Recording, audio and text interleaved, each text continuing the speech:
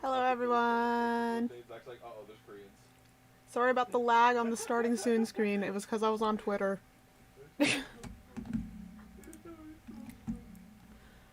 um, so, background on how this stream idea came to mind. Um, so, I watch true crime videos a lot, and there's this one channel I watch who she does mukbangs while talking about true crime, and sometimes she just covers like phenomena on like TikTok or natural disaster stories, and this was like a mix of two of them that I watched. Um, it was this volcano eruption in Cambodia that she was talking about. An image from the press talking about it was going around on TikTok. My BGM's off, I'm sorry. There we go. And she was covering like the story behind that, and it was a very interesting story, and it's very sad. It was the Amira Sanchez image. But at the end of the video, she was talking about how she found Wikipedia has a page that's a list of unusual deaths that have happened in the world. And so I was going through it the other night, and some of these, they truly are unusual. Like, they're unusual in the way that people wouldn't usually die this way. Like, it's strange. And then as I was going to bed that night, I was like, that would be an interesting stream idea. And then I wake up the next day and Nice has messaged me, you should do that on stream. And then when I explained this in the Twitch stream yesterday, but we were gonna do Kitty Love today, but I couldn't sleep the other night, so I went to get on my Switch, and my Switch alerted me that my microSD card cannot be read anymore. And I did everything I could. Nothing worked. I was like, okay, fuck it, I'll just format it and lose all my data on Utopia and Project Diva. Wouldn't even let me format it, so I just need a new SD card. So that's not coming in until next Thursday. Hopefully earlier. And so I decided, in place of Kitty Love today, I'll just talk about Wikipedia list of unusual deaths. I'm going to skip over some of them that are either just not as interesting or like they have to do with actual true crime that hasn't been properly investigated. You can like follow along on the Wikipedia, and you might be able to figure out like why I'm skipping over them if you follow along.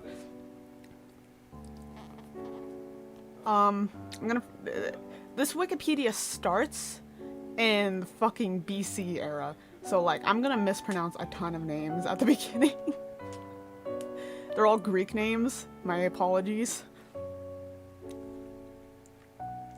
Very excited to do this. This was a fun read. Please be respectful of people. Anyone who I personally don't want to talk about, I'm not going to, because there's some on here that I'm just like, I shouldn't mention it. Again, follow along if you want. It's just literally Wikipedia list of unusual deaths, and you'll find it easily. Let's get started, huh? Starting in antiquity, the antiquity section. The very first listing, Draco of Athens, 620 BC. Draco, an Athenian lawmaker, was reportedly smothered to death by gifts of cloaks and hats showered upon him by appreciative citizens at the theater of Aegina? My man died from being appreciated too much.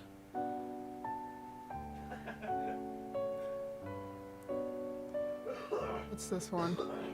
Oh, this one's funny. I've been thinking about this one.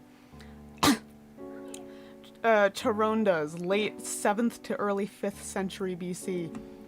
Charondas was a Greek lawgiver from Sicily. According to Diodorus Siculus, he issued a law that anyone who brought weapons into the assembly must be put to death. One day, he arrived at the assembly seeking help to defeat some brigands in the countryside, but with a knife still attached to his belt. In order to uphold his law, he committed unalive. Yeah. There was no context, like, added on to, like, that you didn't require any context. It was just, like, people just said words and then they went by. Yeah! He was like, well, laws are laws.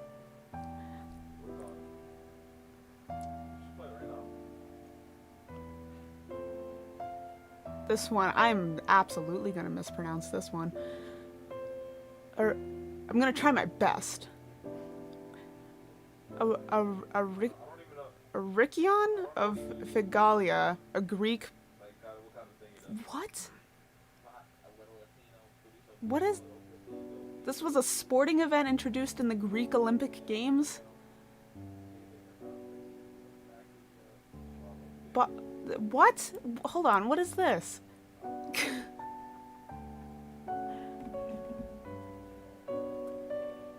How do you say that? That doesn't help.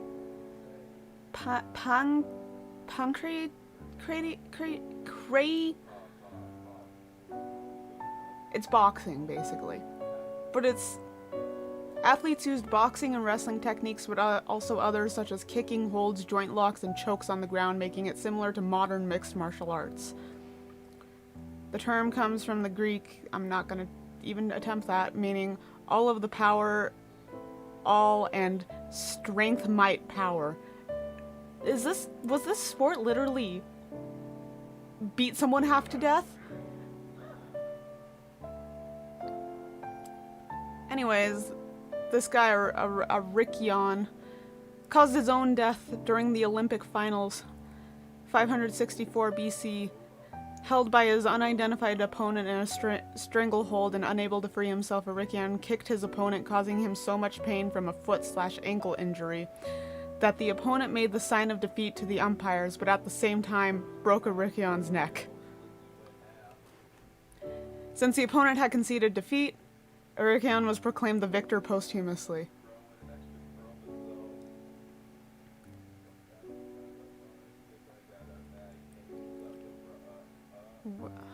What is this one? That one's like gory, so I'm not gonna say that one.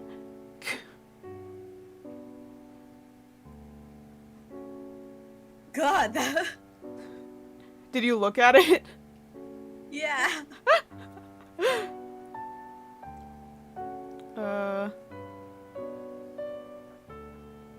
What the...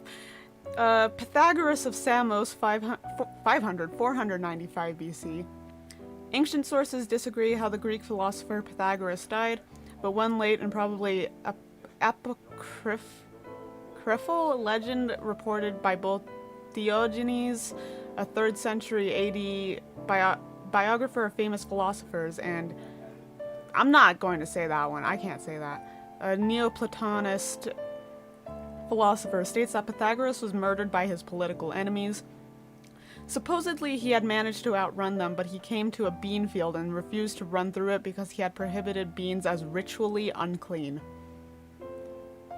Since cutting through the field would violate his own teachings, Pythagoras simply stopped running and was killed. The story may have been fabricated by Neanthes of Cyzicus, on whom both Diogenes and the other person rely as a source.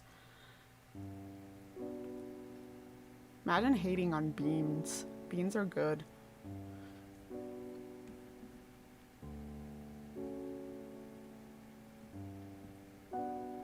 Heraclitus of Ephesus, 475 BC. According to one account given by Diogenes, the Greek philosopher Heraclitus was said to have been devoured by dogs after smearing himself with cow manure in an attempt to cure his dropsy. Many questions there. I think my main question, though, is why the dogs were attracted to the cow manure. Is that a thing? Like, I know some dogs eat shit, but, like, cow manure?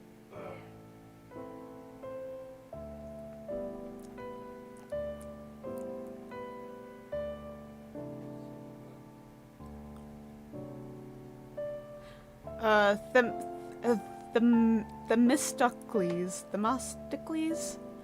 the Athenian general who won the Battle of Salamis, don't think that's right, but I think it's funny to say it that way, actually died of natural causes in exile, but was widely rumored to have committed unalive by drinking bull's blood, which is like a mineral. Since bull's blood is not actually poisonous, he couldn't have died this way. But the legend is widely retold in classical sources. Early 20th century English classicist Percy Gardner proposed that the story about him drinking bull's blood may have been based on an ignorant misunderstanding of a statue showing Themistocles drinking bull's blood in his comedy The Knights, performed in 324 BC as the most heroic way for a man to die. Oh, bye, Tuffy.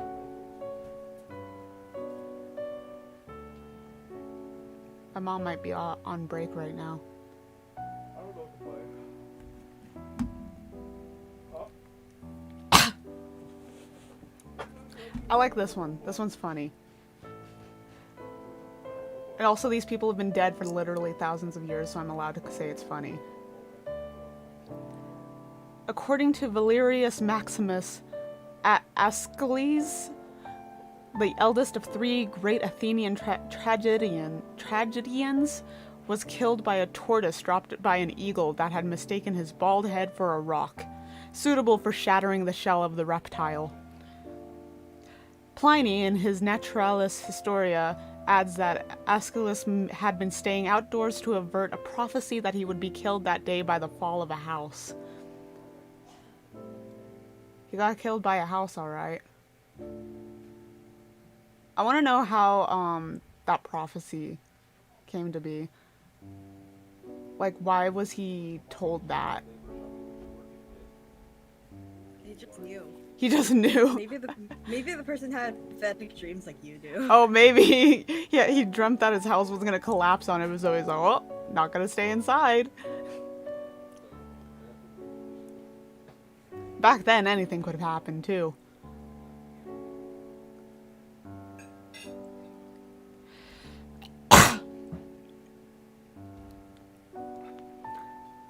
(430 BC), Empedocles of Acragas was a pre-Socratic philosopher from the island of Sicily, who, in one of his surviving poems, declares himself to have become a divine being no longer mortal. According to Diogenes, he tried to prove he was an immortal god by leaping into Mount Etna, an active volcano.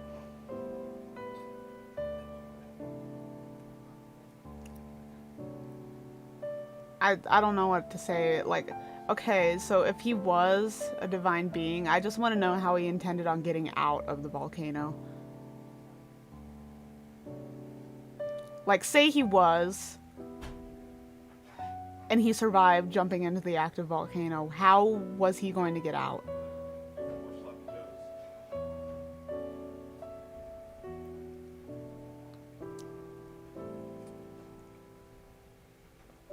Sophocles, 406 BC.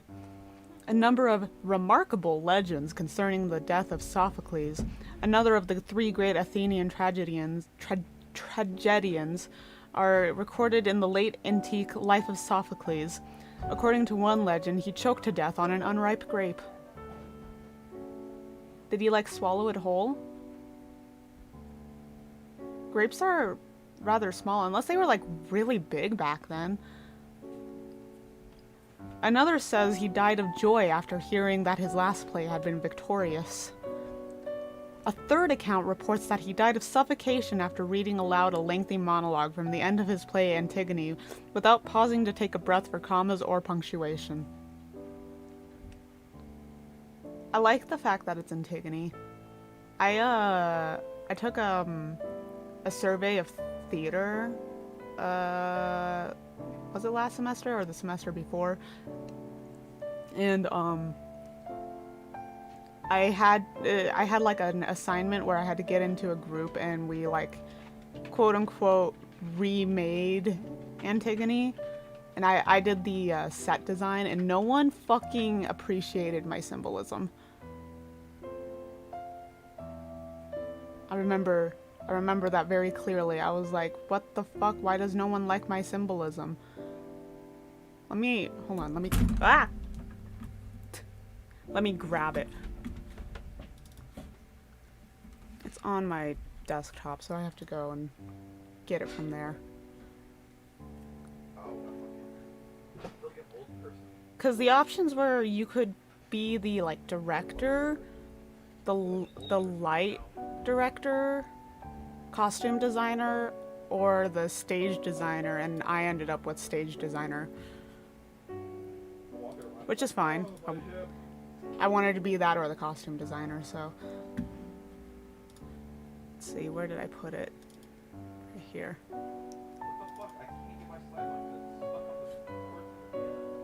Oh, this has my measurements too. Let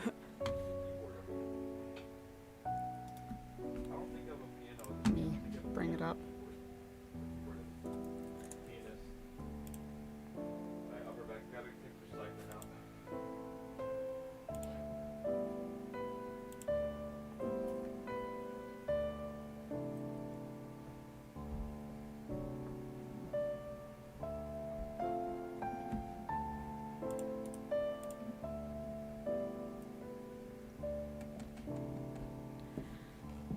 Taking a hot minute.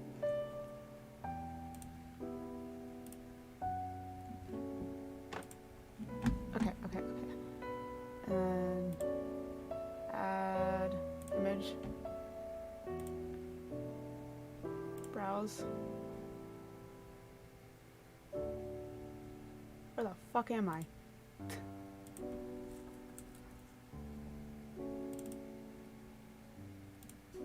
Ooh, that's a big boy. That's a big boy.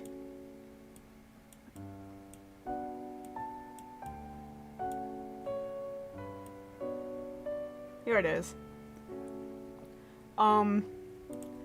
So, if you don't know, Antigone is about, like, fucking...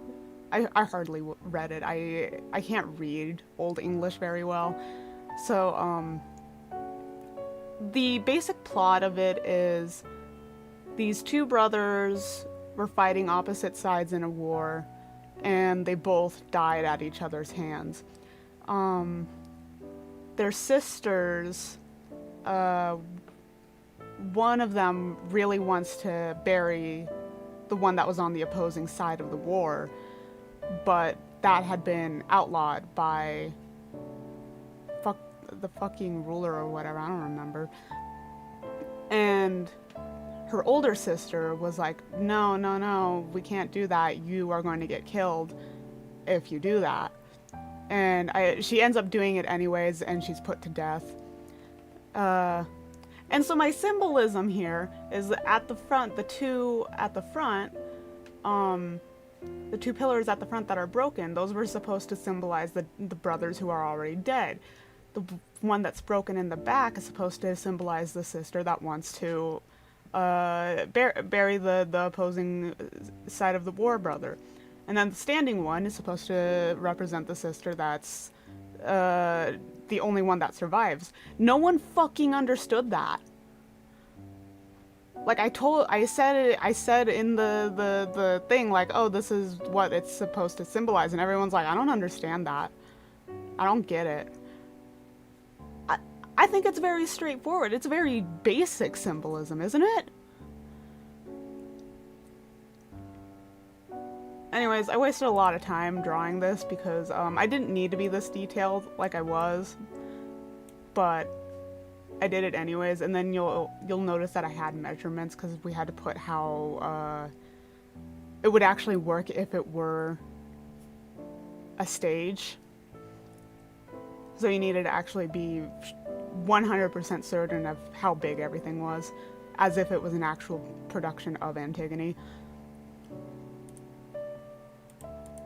Anyways, that's my Antigone ramble. Went off topic there, but I'm still pressed about no one understanding my references.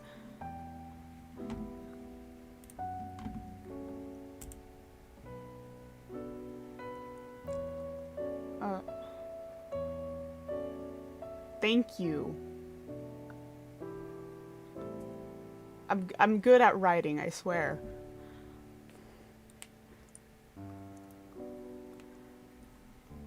Okay, back to the actual list of unusual deaths.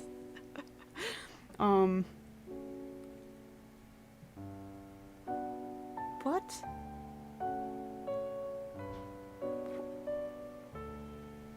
What is it? Ew, I'm skipping that one.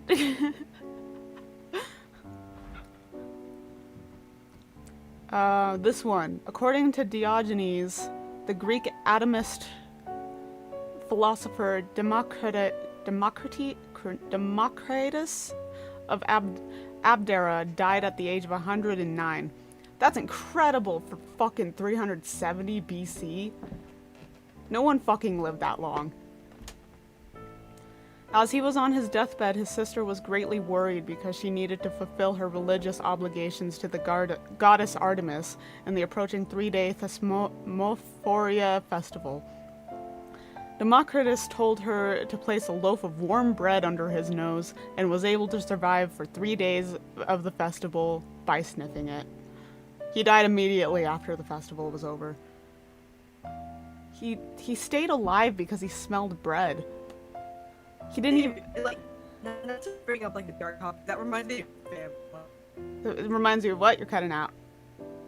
Your family. You're right. Tuffy, I know you want to get on my lap again. Come on. Hi, bud. That is something my family would do.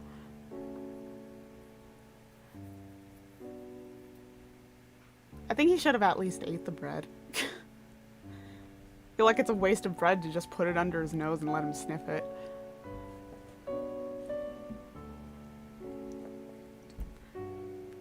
Antiphanes was a renowned comic poet of the Middle Attic comedy. The Suda claims he died after being struck by a pear. A pear. I want to note, this is not the last time pear death comes up.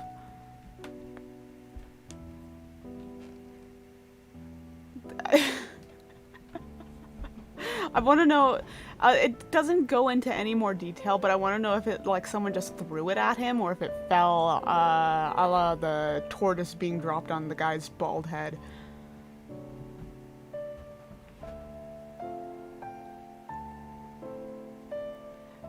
Agathocles, a Greek tyrant of Syracuse, was murdered with a poisoned toothpick. Like, first off, how do you poison a toothpick? Second off, how did he get poisoned by the toothpick? We discussed it, and it was either he swallowed it by accident, which is a whole other thing, but I know that does happen. Or like someone stabbed him to death with the toothpick. I'm not sure. Hold on, let me look at the source. I want to see if it says exactly how the poison toothpick. Oh my god, this fucking Smithsonian article. It's long. I just want to know how he died from being poisoned by a toothpick.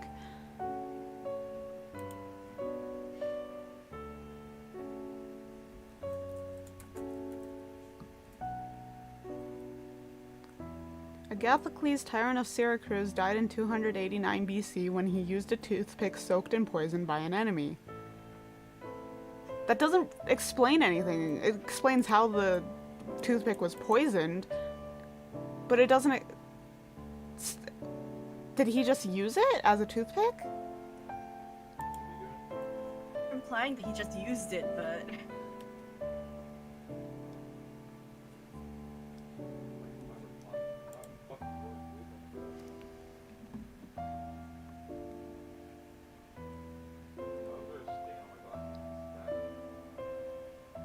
Cover the toothpick in poison so it can make contact when in the mouth.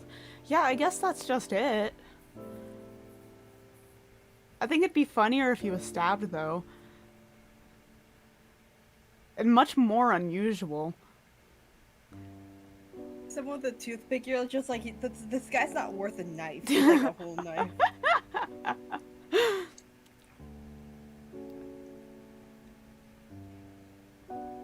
Let's see, that one was boring. I'm gonna skip that one. This one, I feel like this one is commonly known. September 210 BC, Qin Shi Huang, the first emperor of China, whose artifacts and treasures include the terracotta army, died after ingesting several pills of mercury in the belief it would grant him eternal life. People really did anything back then, huh?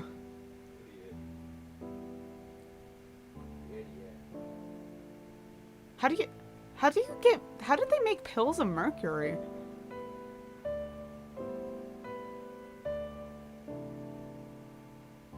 I want you to know that it links to the mercury poisoning Wikipedia page.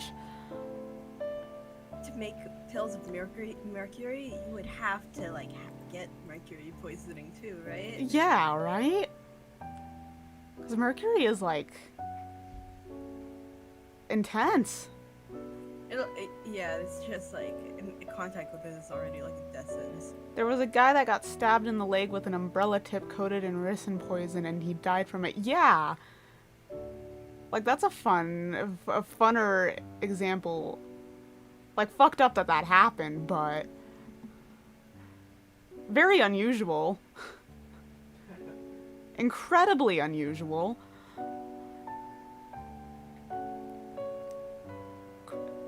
Let's see if I can pronounce this guy. Chrysippus of Soli, 206 BC. One ancient account of the death of Chrysippus, a 3rd century BC Greek Stoic philosopher, tells that he died of laughter after he saw a donkey eating his figs. He told a slave to give the donkey neat wine to drink to wash them down with, and then, having laughed too much, he died. This is also not the last time you're gonna see someone die like this. My man laughed to death over something that wasn't even funny. Probably how I'd die.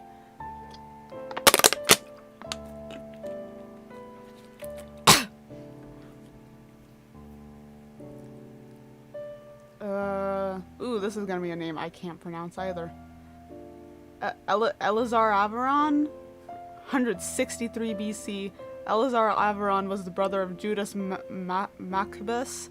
According to 1 Maccabees 6:46, in battle he thrust his spear into the belly of a king's war elephant, which collapsed and fell on top of Eleazar, killing him instantly. What did he think would happen if he's under the elephant and he killed the elephant from underneath? Did he think it was gonna like tip over like a cow? It's an elephant. Those things are huge. They're not gonna just tip over.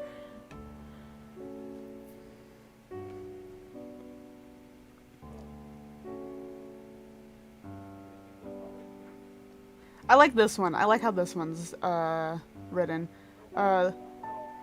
The daughter of Marcus Porcius Cato Census and second wife of Marcus Junius Brutus, according to ancient historians such as Cassius Dio and Appian, killed herself by swallowing hot coals. Modern historians find this tale implausible. I like how it's just like, they say she died like this, but there's no fucking way she did.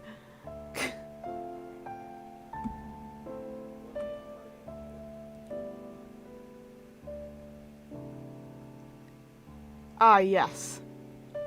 Claudius Drusus, 20 AD.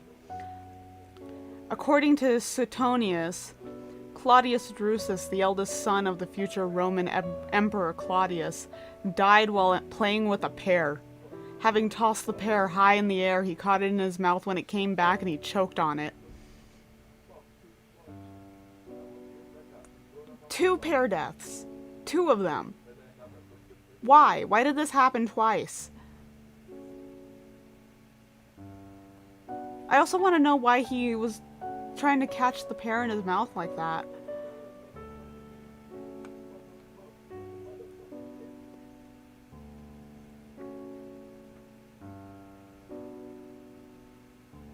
Let's see, that one's boring, I'm skipping that.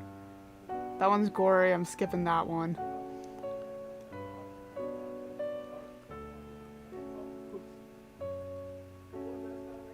This one's fun. 258, the deacon St. Lawrence was roasted alive on a giant grill during the persecution of Valerian.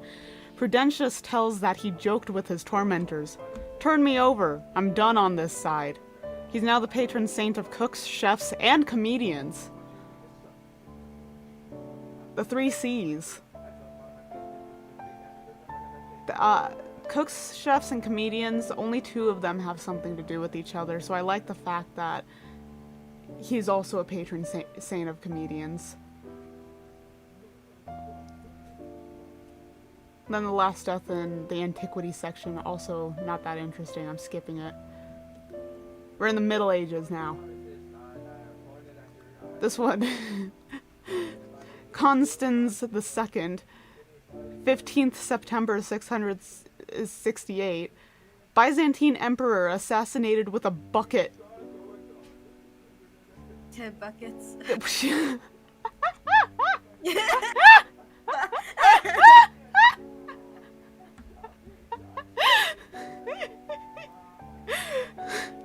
Fucking homestuck ass. I want to know how the bucket assassination is, like, the story behind it. 1, who assassinates with a bucket? 2. It's a blunt object, like. It is, but, like, how do you come up with bucket? And 2, I think it was an act of resourcefulness out of it. Anything. 2, how do you again drop it like the eagle that dropped the tortoise, or you just fucking chuck it as hard as you can? I don't know.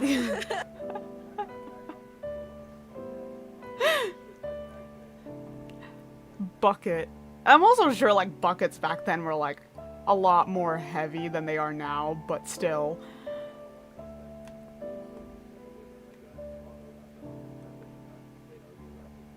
See, the next one is not that interesting. You see it in movies mainly.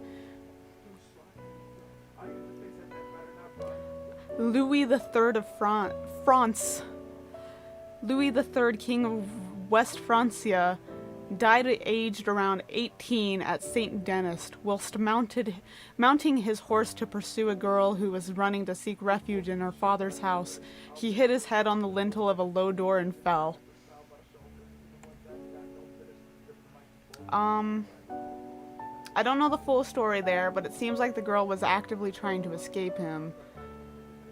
So, that's what happens. That's what happens if you do that to someone.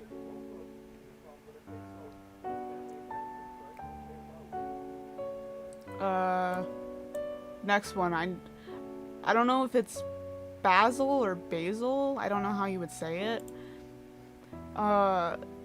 August 886.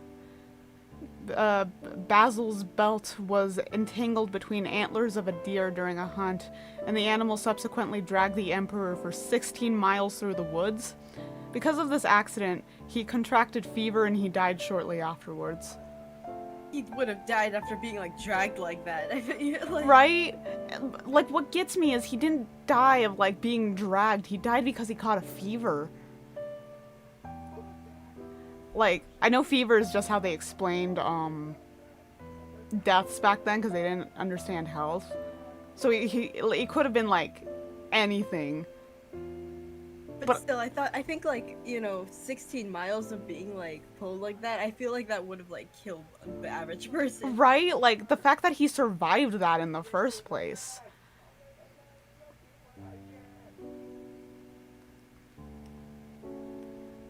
Sigurd the Mighty of Orkney, 892. Sigurd the Mighty, the second Earl of Orkney, strapped the head of his defeated foe, Male Brigd, to his horse's saddle. Bright's teeth rubbed against Sigurd's leg as he rode, causing a fatal infection. Infection from, like, teeth? Fucked up. Like, I've heard about, like, people who got, like, bit by babies and they died because of it. Fucked up. Also, who just puts their foe's head on their horse? I think that's just weird. You coming from the 21st century, I think that's kind of weird. Me, who lives in a time where horses aren't the main way of transport. That's weird. Also the fact that like killing someone was not like any is not really a thing of power anymore. Like, yeah. Power. Yeah, like you don't have to like show off that you killed that person. This one's a fun one. Edmund Ironside, 1016. Edmund Ironside, King of England in 1016, was allegedly stabbed whilst on a toilet by an assassin hiding underneath. Like, I know toilets back then were different, but also, how did the assassin get underneath the toilet? And because of that, wouldn't that mean he was just stabbed in the ass? Like, I'm assuming he got stabbed in the ass once, jumped up and was like, whoa. And then the assassin came after him more. But I don't know. Very unusual. People don't die like this.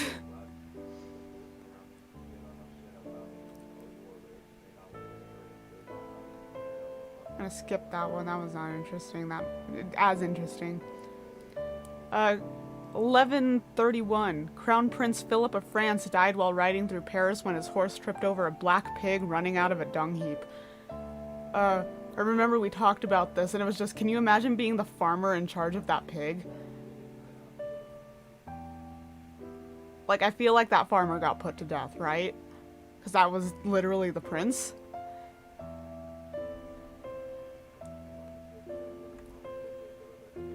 Reminds me of Hmm. back when there used to be sheep outside the White House that would just attack people. There's something about, like, feral sheep that really gets me. It's because when you picture sheep, it's like, oh, they're soft and fluffy, but like They're soft and fluffy and they like being pet. And then they fucking attack you. yeah. You know, I once watched a video of like a deer kicking kicking an eagle's ass. Or, like, a hawk. Oh, that's funny. Oh, imagine being that hawk.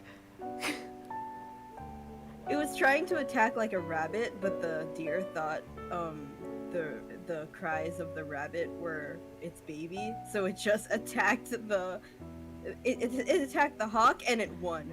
Did you ever see that, I don't know if it was just a video or a TikTok, but like someone was outside with their baby and their baby started crying and a deer ran up? It was in the replies of that video, actually. Was it? I saw it on Twitter. That's where I found the other video, because someone was talking about, like, deer are, like, dangerous. They were trying to say, like, if they didn't pick up that baby, this might have happened. Yeah, deer are, like, fucked up. We get deer a lot over here. And, my dog Tuffy, he likes to attack literally anything. And so every time a deer is in our yard, we're like, oh fuck, we gotta bring Tuffy in. He's gonna get killed by that fucking deer. Yeah. Back when I You know, when my house was like in the woods, we used to have like deer all the time, and it's funny because it's like, oh look, deer and bunnies, they're so docile, but deer are like not. Yeah, deer will fuck you up. Especially like when you realize how big deer actually are. Oh yeah, I feel like the ones that people run into a lot are babies, but like deer are huge. Deer are huge. Like, they're like the size of a small horse, basically. One like ran past me in my elementary school because one like came out of the woods and like ran through the school parking lot, and it came like so close to basically like running me over. Oh my god. The teachers were like, "Oh my god, are you okay?" And I was like, "Was that a deer?" We had a deer in our, not our yard, but our neighbor's yard. I live in a duplex. And so, the deer, like, took its sweet time in the neighbor's yard, and we ended up letting the dogs out into our yard. And so, our other dog, Dozer, he's a bulldog. And he, like, noticed the deer immediately, and he starts, like, slowly walking up to the gate separating our yards, and the deer is at the other side of the gate, like the far other side, so there's no like worry there.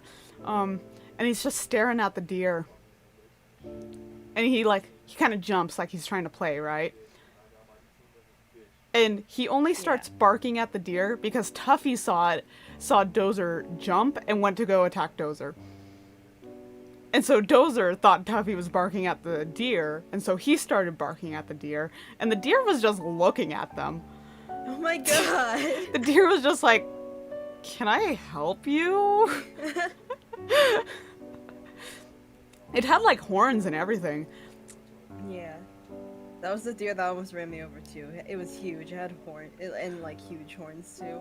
I don't think the one that was in our yard, was the horns were that big, but like he definitely had horns. Back to the Wikipedia. Now that we've run out of deer stories.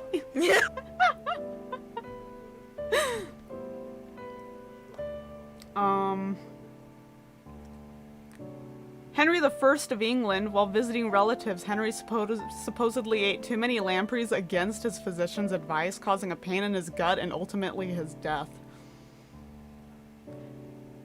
Me.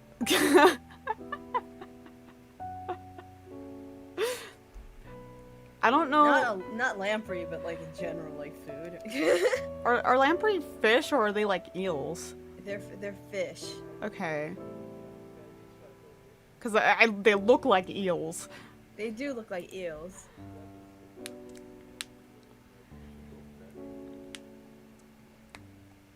Let's see, skipping the one after because it's boring. Al-Mustasim, the last Abbasid Caliph of Baghdad, was executed by his Mongol captors by being rolled up in a rug, then trampled by horses. Who came up with that? Who came up with that one? Like, I feel like you could have had him trampled by horses without the rug, right? Hello? Why would you wrap him up in a rug and then have him trampled by horses? Make cleanup easier? Like, I feel like that might have been a legitimate reason. It might have been, you're right. Or like, wait, I'm curious to read. You gonna look it up? Yeah. Oh, they didn't want to shed royal blood. I see. So Okay. they wrapped him in a rug and trampled him like that. So that way the blood wouldn't be all over the place. Yeah, because... Yeah. Okay, that makes sense.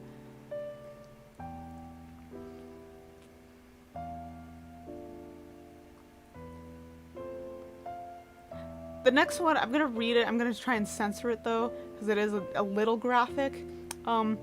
Edward II of England was rumored to have been murdered after being deposed and imprisoned by his wife Isabella and her lover Roger Mortimer by having a horn pushed into his ass, through which red-hot iron was inserted, burning out his internal organs without marking his body. There's no real academic consensus on the manner of his death, and has been plausibly argued that the story is propaganda. If it is propaganda, how do you come up with that? Like, that's an intense tale. One of the things that it's some things are so wild that like they're heavily edited through like you know, telephone. Yeah. Or they're just real. Like, Yeah. It's one or the other. Yeah. One after that's a little boring. This one's fun. Charles II of Nevers, known as Charles the Bad, the contemporary chronicler Froissart relates that the king, suffering from illness and old age, was ordered by his physician to be tightly sewn into a linen sheet soaked in distilled spirits. The highly flammable sheet accidentally caught fire, and Charles later died of his injuries. Froissart considered the horrific death to be God's judgment upon the king. I don't know what this man did, but I mean, if he was that bad, what did he do? Crimes for being old. Crimes for being old? Oh my god, his Wikipedia is so long. I don't have the time to read this. I'll look at it.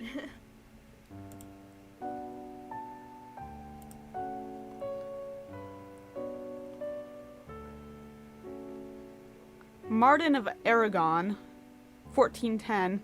Martin of Aragon died from a combination of indigestion and uncontrollable laughing. According to the tradition, Martin was suffering from indigestion on account of eating an entire goose when his favorite jester, Bora, entered the king's bedroom. When Martin asked Bora where he had been, the jester replied, out of the next vineyard where I saw a young deer hanging by its tail from a tree, as if someone had punished him for stealing figs. The joke caused the king to die from laughter. Like, I don't know, it'd get a chuckle out of me, but I don't know if I would, like, fucking lose it over that joke. That's what these people are from the afterlife. They were looking at you who had your lung collapse because of a roleplay, and then they're like, yeah, be the one to judge. You're just lucky that you have advanced medical technology. Listen, my man, you had indigestion because you ate a fucking goose. An entire goose. I like you arguing with that hypothetical situation.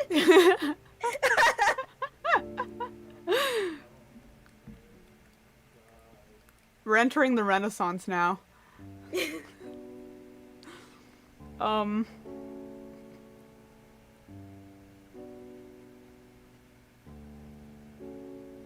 That's a name, all right.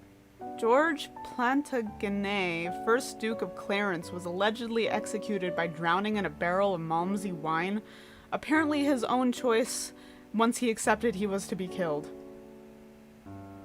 He drowned in wine? Okay. Yes, the victims of the 1518 dancing plague. You ever think about how no one's still, like, entirely sure what the fuck that was about? There's a fairy tale about, like, a girl with, like, red shoes, and because she was, like, vain and stuff, or, like, you know, she prioritized, like, wearing the shoes over doing what's, like, proper, right? Yeah. Because of that, the shoes were, like, cursed to keep her, like, dancing forever. Can you imagine if that was real? Oh my god. But then that would only affect, like, one person. That's what the story was, but can you imagine if that's what that was? God. What the... On the Wikipedia for that, it's... like, the last thing I read, which is, like, the last section of the events one, is contemporary explanations include demonic possession and overheated blood. What? Contemporary? Contemporary. Huh.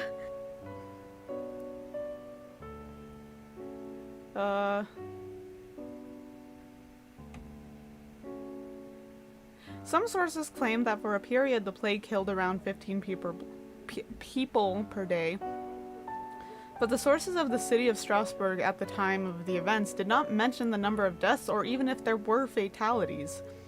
There do not appear to be any sources contemporaneous to the events that make note of any fatalities. So, like, people might not have even died?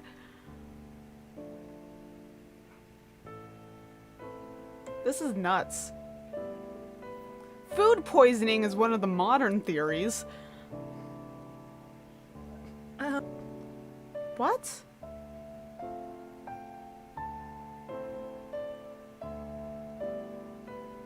What? But why would it make them dance?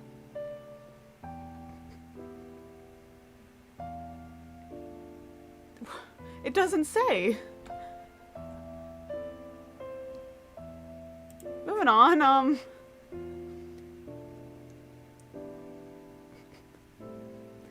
Pietro Aretino, 1556, the influential Italian author and libertine Pietro, is said to have died of suffocation from laughing too much at an obscene joke during a meal in Venice. Another version states that he fell from a chair from too much laughter, fracturing his skull. So either way, he died because he was laughing. Laughing. Hans Steininger, 1567, the burgomaster of Braunau, then Bavaria, now Austria, died when he broke his neck by tripping over his own beard. The beard, which was 4.5 feet, 1.4 meters long at the time, was usually kept rolled up in a leather pouch. Why would you roll up your beard? Can't you braid it or something? I feel like it wouldn't be very sanitary to roll it up and keep it in a leather pouch. Well, like, things weren't sanitary back then. Yeah, you're right.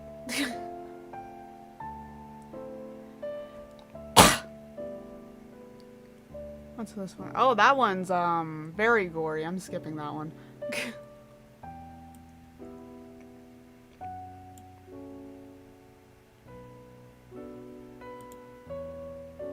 Tycho Brahe, 1601, contracted a bladder or kidney ailment after attending a banquet in Prague and died 11 days later. According to Kepler's first-hand account, he had refused to leave the banquet to relieve himself because it would have been a breach of etiquette. Wouldn't dying also be a breach of etiquette? Like, he didn't die at the banquet, but like, I don't know, I'd rather go piss than die. Feel like that's a common take. Now we're in the early modern period, so this is the 1600s. Many are, like, not recorded. There's so many that's not recorded, and then there's some that like are recorded, but for some reason they're not on this list, but I do think they're unusual. Nothing coming to mind right now, but like I do know that there are some that I didn't see, and I was like, surprised that wasn't on there. Yeah.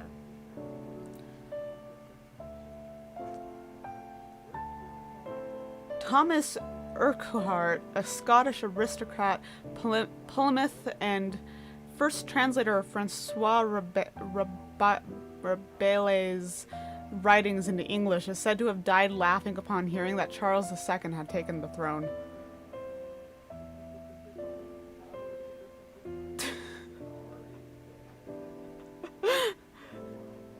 I don't know the history with Charles II, but this man died because he thought it was hilarious that he was the king.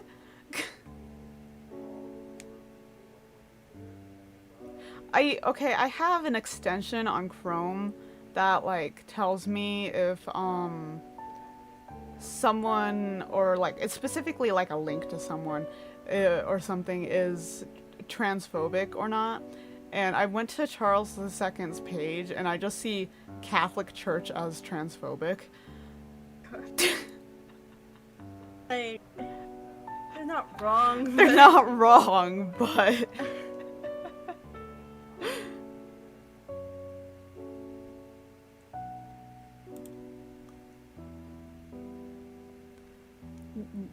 James Betts, 1667, died from asphyxiation after being sealed in a cupboard by Elizabeth Spencer at Corpus Christi College, Cambridge. Say that 5 times fast. In an attempt to hide him from her father, John Spencer. She hid him all right. Not just from her father though. Just forever.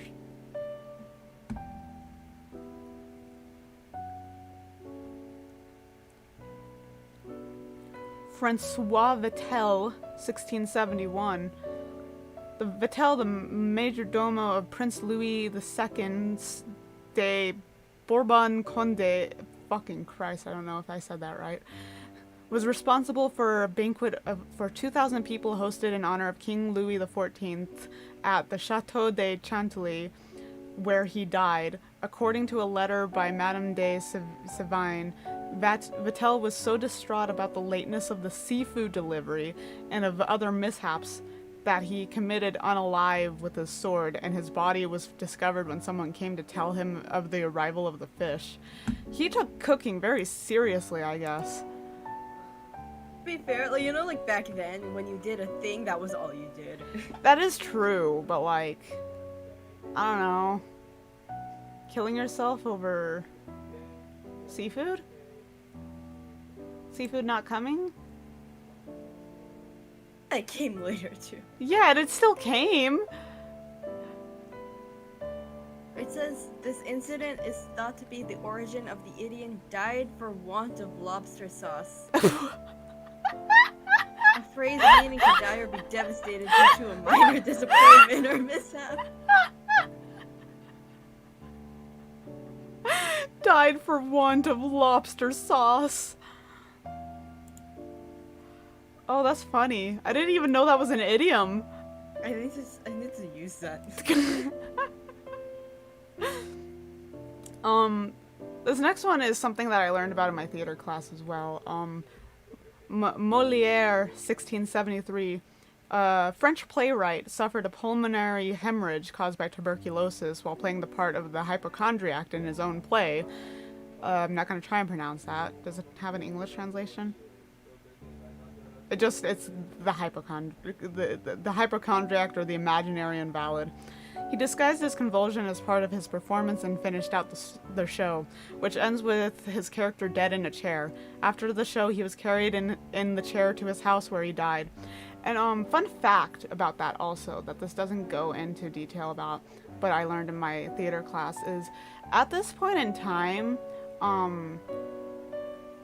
actors for like stage plays and stuff, like, they were deemed like below the average person. And so he wasn't allowed to be buried at 6 feet under the ground. They had to bury him like 8 feet under, I believe.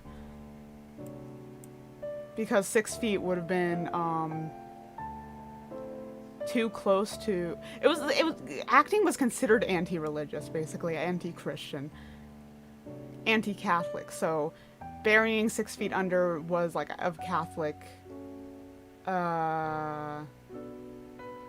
customs, and he was not allowed to be buried 6 feet under. He had to be buried even further because that was too close to the top. I think it was like considered like too close to heaven or something like that.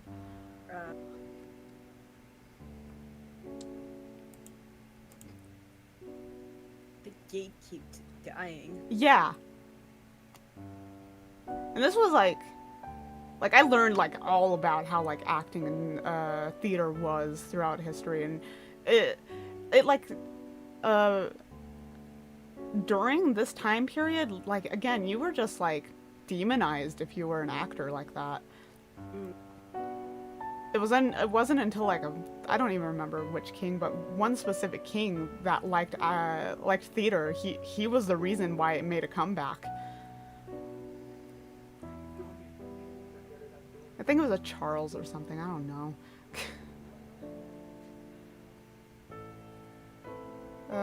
One after that's kind of gory. Jean-Baptiste Lully, 1687, the French composer, died of a gangrenous abscess after accidentally piercing his foot with a staff while he was vigorously conducting a Te Deum. It was customary at the time to conduct by banging a staff on the floor. He refused to have his leg amputated so he could still dance. He died. So he died because he wanted to dance.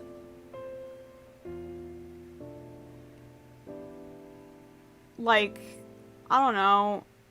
He could have gotten a prosthetic. Like, prosthetics existed back then, didn't they? Like, probably like peg legs or something, but still. He could have gotten a prosthetic. He could have continued dancing.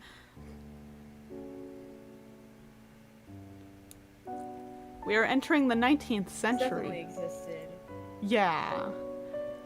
And the first one, this man's name is John Cummings. I'm sorry. 1809. After seeing a circus knife swallower, Cummings began actually swallowing knives. On one occasion, he swallowed 4 knives and quickly passed 3 with no ill health.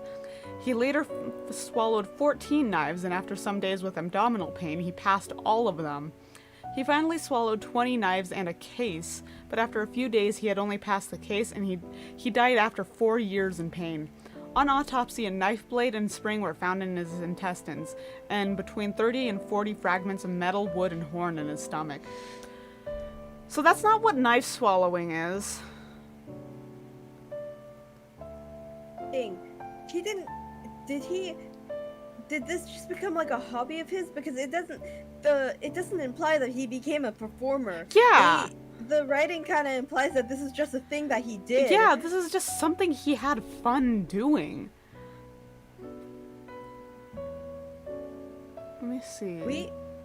So and I like talked about this before, and we're just like, we have so many questions. Like, so many questions. How did he pass the case? Let's see.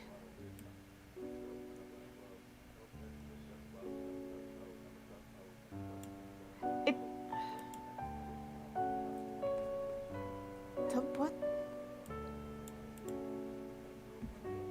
I'm looking at the source for it, and it's like an article written about some journal, right? And it's basically like he came to a doctor or something and was like, hey, look, I swallowed like 20 knives. And I'm having difficulties now. And girl was like, huh? You what?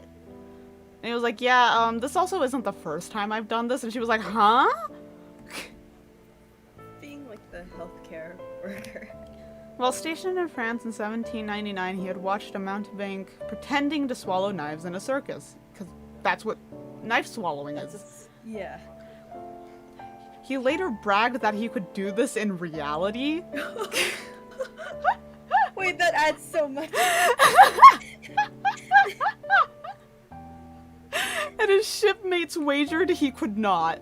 He swallowed 4 knives with no obvious ill effect, although only 3 of the 4 were seen again. 6 years later, he was stationed in Boston, USA. His current shipmates did not believe his story, and under the influence of rum and water, he began again. God. After swallowing 14 knives, he was admitted to the Charleston Hospital with abdominal pain. He just had his pride on the line. His next ship was the Betty of Philadelphia. Early in the voyage back from France to the USA, he was stopped by the Royal Navy and he was impressed into service aboard HMS Isis on 4th of December 1805. Drunk again, he swallowed his final 20 knives, and 2 days later he reported to the doctor.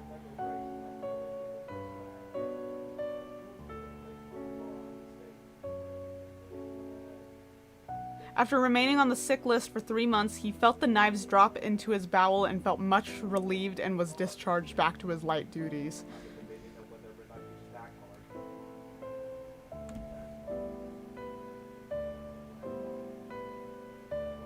Okay, so the extra context there is that he had his pride on the line and he was drunk. And he knew that that wasn't what knife swallowing was.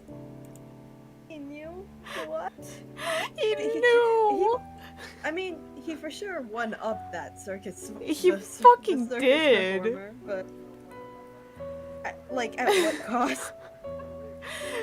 And he didn't need to do it more than once. I think what really gets me is when he originally did it, he did 4 of them. He could have easily just done 1. Maybe 2 at most. Why did he do 4? At that point, that's a waste of knives. Like, how much, like, street cred did he get for that? I hope he got a lot.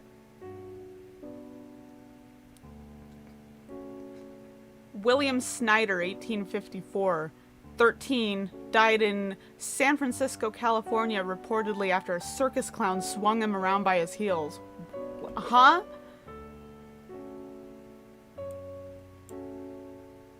Let me look at the source for this, because I need more information there, too.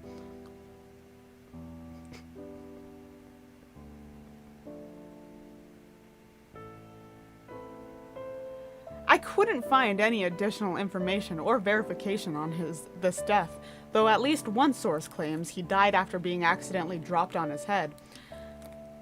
Another source from the Sacramento Daily Union, January 13th, 1854, mentions another death of a 13-year-old who died of a I'm assuming they meant pulmonary because it's not spelled right. Pulmonary rupture, though the name of the child is listed as William Bernard rather than William Snyder. It can be assumed they were the same person.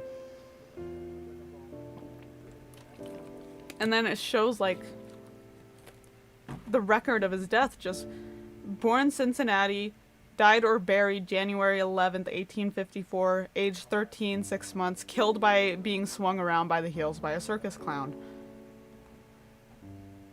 Huh?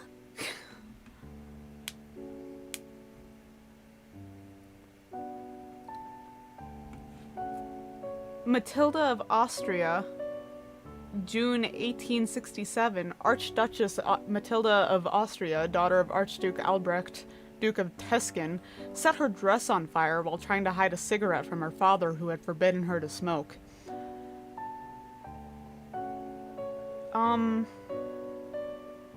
Smoking kills. That's all there really is to say on that, because that's exactly what happened to her. Wasn't like lung cancer or something, but she still got killed by smoking.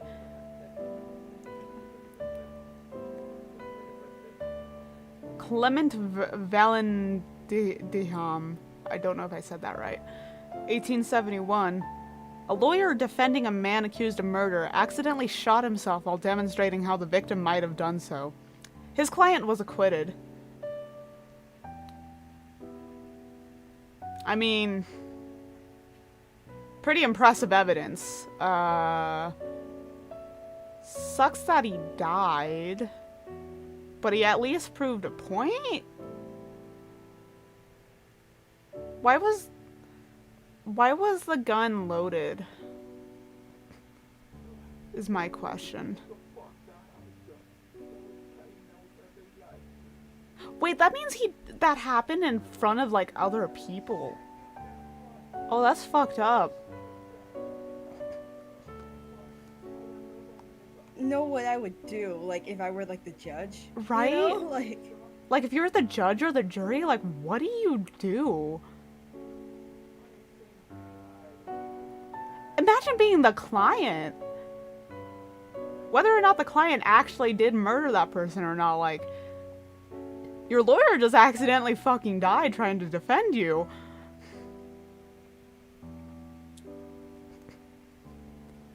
I'm gonna skip the next one because that one's kind of sad.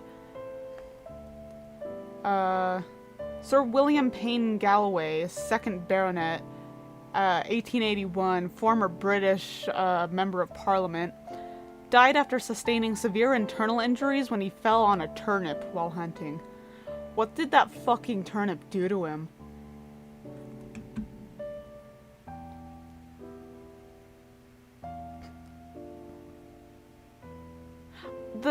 one of the sources has like how he died listed right over the hover, and it doesn't say how he got the internal injuries.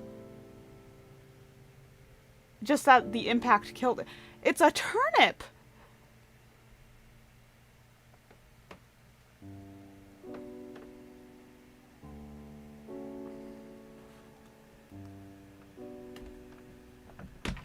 Oh, you leaving again, Tuffy? Bye. He was oh.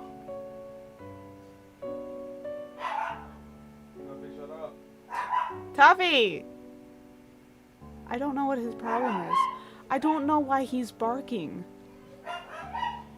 He really only barks if my mom's coming home, and my mom's home, she's just working.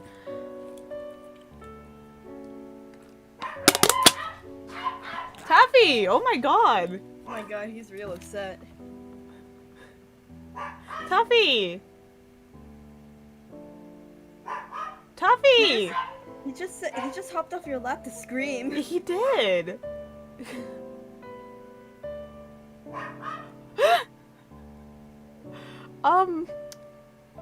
That's our background noise now, I guess.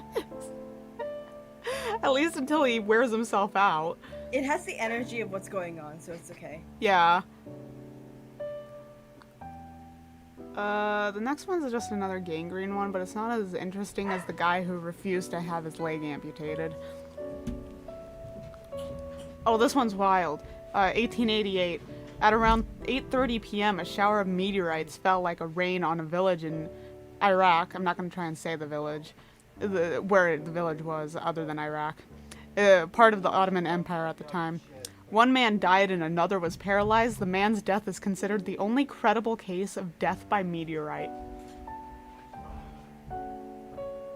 The fact that it's the only one. Like, I feel like it would have happened more than once. I think when I originally read that out, I was like, man, I would hate to be the one that died because the other one survived. Imagine being the only one that died.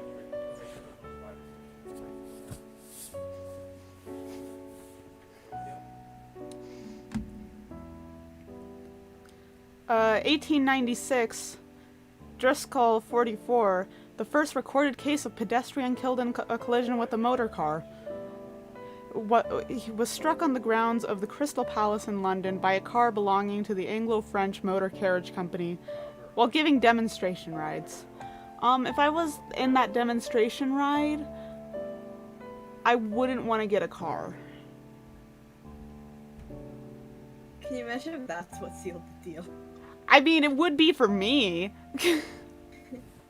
Like, fucking killing someone, I would be like, I don't think I want this anymore. Car because... Can you imagine if or like other person you're having just... Oh, now you're back. Now, you were cutting out, but now you're here. Can you imagine like the car out of pity for the person who killed the sale?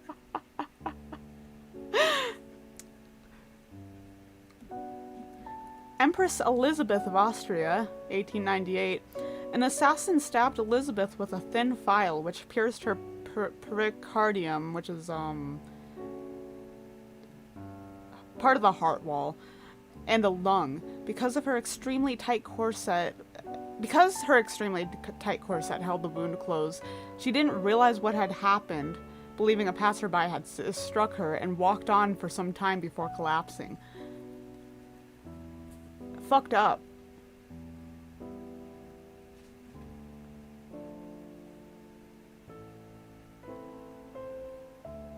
We are now in the 1900s. I'm gonna skip that one because that one's a little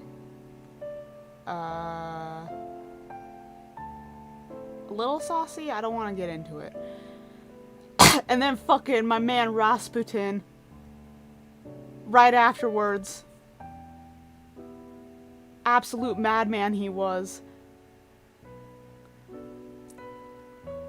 I'm gonna read it out, even though I'm assuming more people know about Rasputin's death, but according to the Russian mystic's murderer himself, Prince Felix Yusupov, Grigory Rasputin consumed tea, cakes, and wine which had been laced with cyanide, but he did not appear to be affected by it.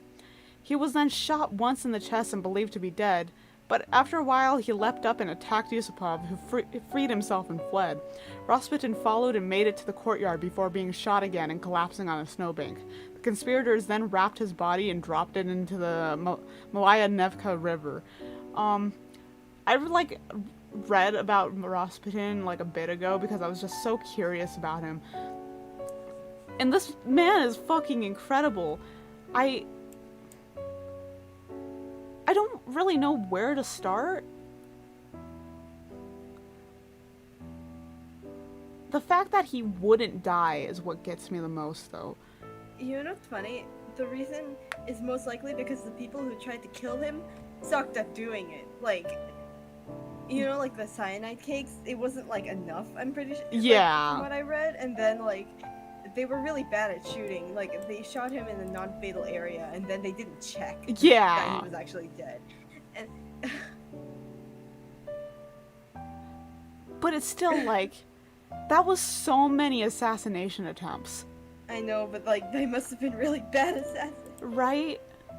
Imagine having to be assassinated 3 times for it to work. Sure, he didn't die from drowning. He died of hypothermia too. Yeah, he died of Autopsy. hypothermia. He wasn't killed by the bullet. He wasn't killed by drowning. He died because he was too cold. Like, if it wasn't cold, he would have survived. Which is what really gets me. What the fuck was wrong with this man? I want to go back in time and meet him. I want first-person experience with him.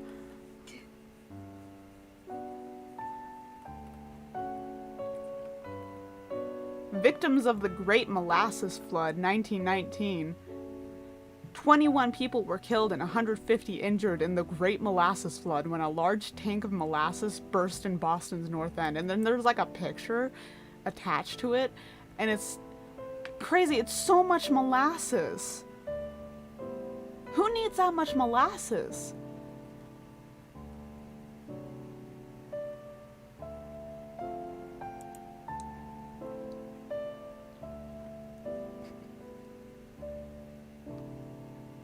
George Herbert, 5th Earl of Carnarvon, 1923. George Herbert, the 5th Earl of Carnarvon, who financed Howard Carter's search for Tutankhamun, died after a mosquito bite, which he had cut while shaving, becoming infected, and some attribute this death to the so-called Curse of the Pharaohs. Fucked up.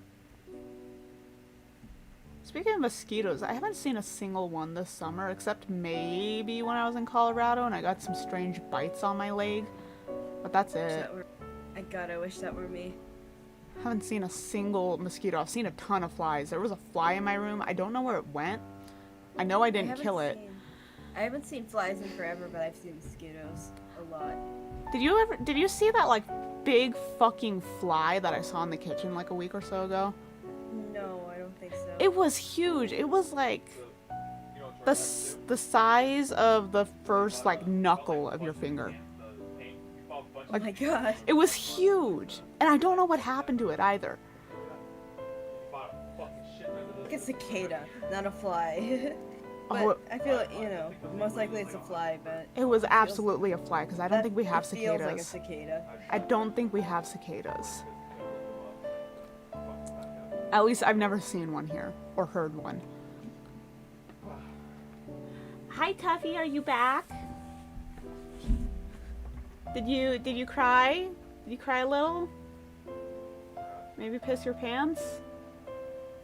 Do you see, like, speaking of cicadas, did you hear about Brood X? No. It was like, cicadas, when they have like when cicada nymphs like hatch, they do it like it takes 17 years, right? Yeah. And 17 years ago, there were billions of nymphs waiting to hatch.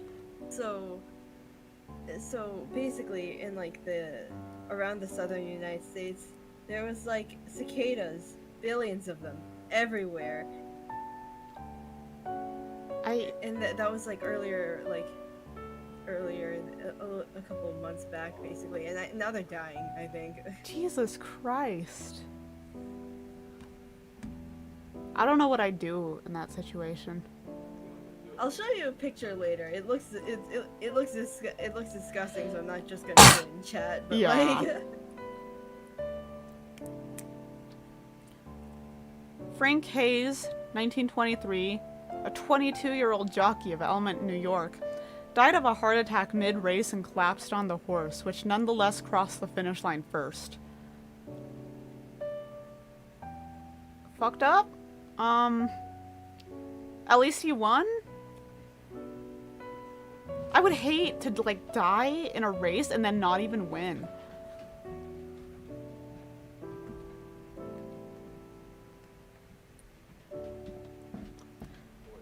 Oh, this one's fucked up.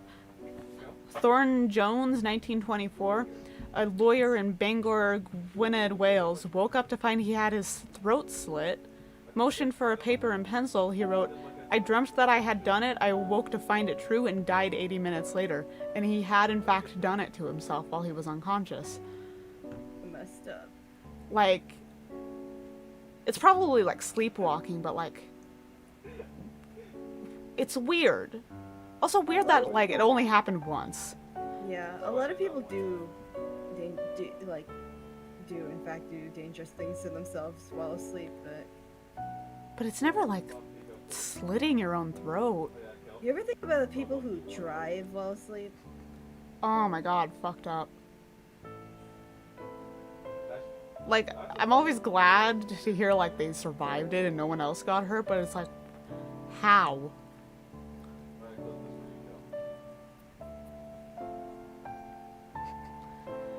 I like this one because it gives unnecessary information as well.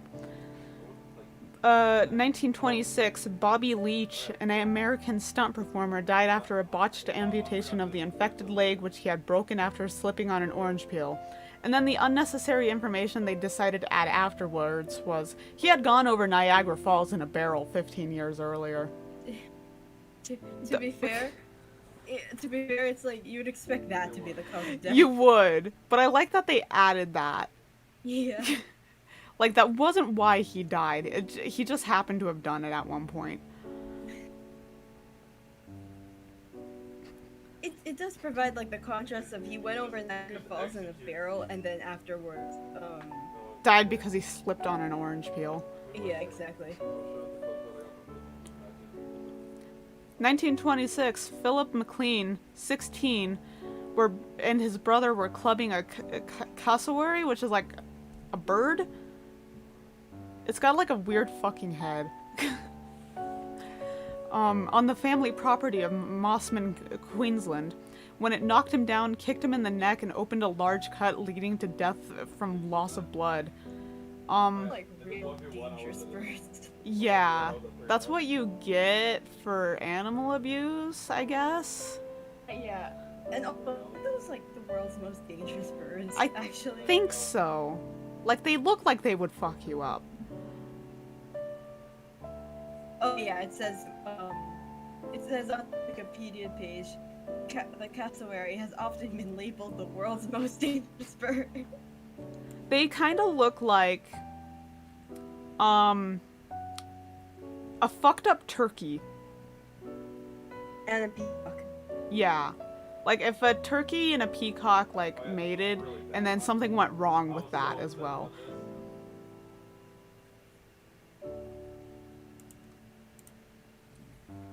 Man, where I grew up, we used to get turkeys a lot. Like, you would just see turkeys in the street. But what really gets me is that only happened after I moved out of that area. Like, that was never a thing beforehand. And Taking over. my mom would send me pictures that, like, outside of my grandpa's house being like, there were turkeys. And I'm like, huh? They're taking over.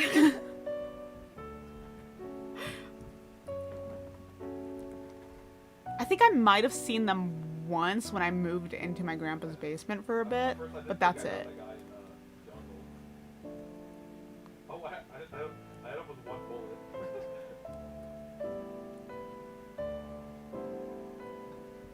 That one, not as interesting, and it's kind of sad, so I'm gonna skip that one.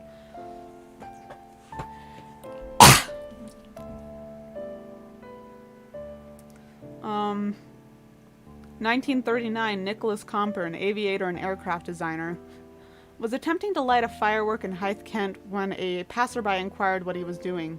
Comper replied that he was an IRA man planning to blow up the town hall. The passerby knocked down Comper, who hit his head on the curb. Fucked up, but the way I'm picturing this is like, I don't know, like they like knocked down his ladder or something and that's how he died. Like a super not, climatic, knockdown, just like knocks down the ladder or something. That's what it feels like in my head. The source on it says Comper Swift between 1924 and his bizarre death. I don't want to. It's just his job. His job's been going for like an hour away or so. Okay. I was like, why did it just take me to the list of unusual deaths? I clicked on the wrong part of the source. Oh, I can't even look at the source. You'd have to check it out from the Science Museum.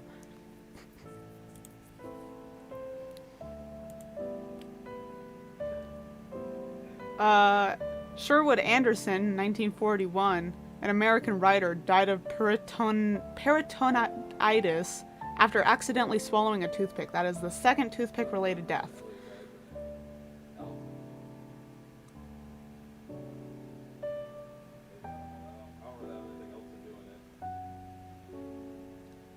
The next one is, I don't know. Most interesting part of it is it's the first person known to have died as the result of a UFO sighting, but the UFO was probably just like the Navy. Rest in peace to that dude. Mary Reeser, 1951. Oh my gosh, the woman who was many people believe that she is the first victim of spontaneously combusting. I still kind of believe it, but like Nice looked more into it, and like it really could have been she just accidentally set herself on fire with a cigarette. Because the floor is concrete. Yeah. You know? So like the fire couldn't have spread. But I mean, you never know.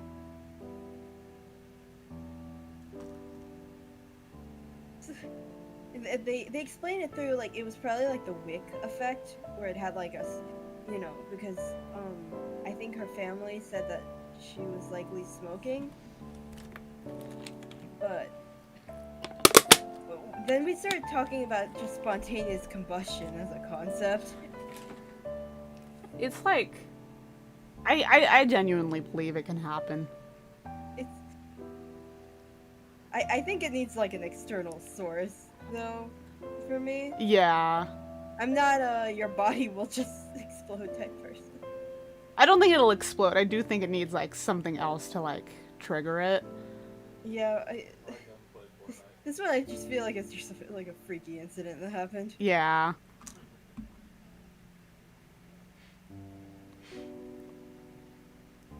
Gonna skip that one. There's 2 entries for the 1960s.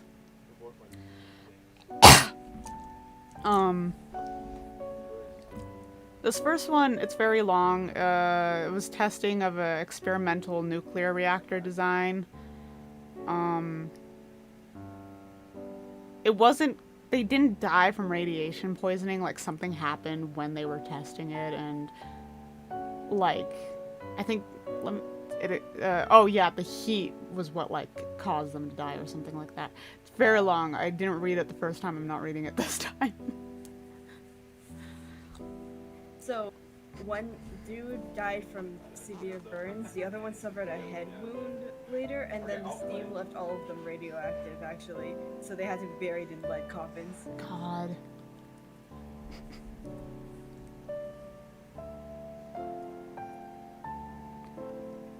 Then the other one, Nick Piantanita, a skydiver, died 4 months after an attempt to break the record for the highest parachute jump near Joe Foss Field's, why am I forgetting how to pronounce that word? It's South Dakota. His suit had depressured, causing brain damage. Skydiving's horrifying. Props to anyone who can do that.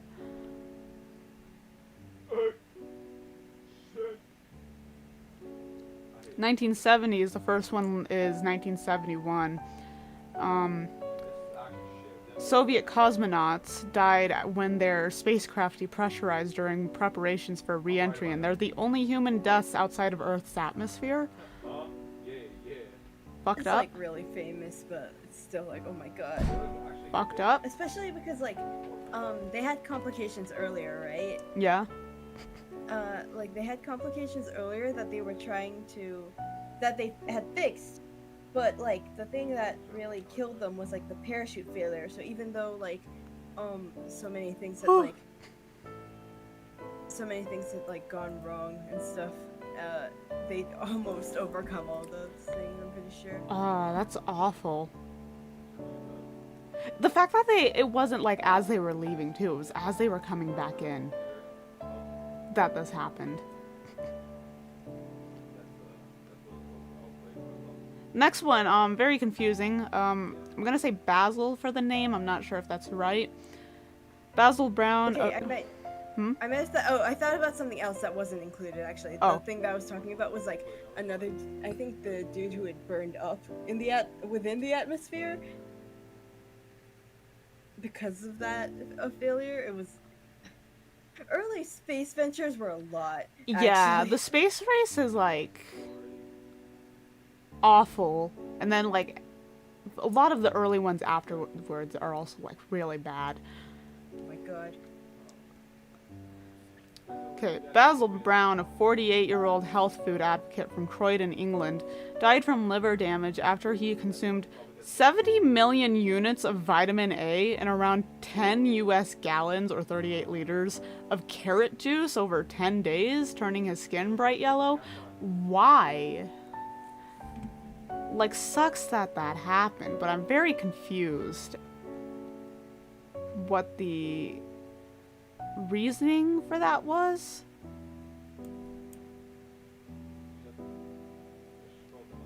Can I find more information on it that you have to pay for?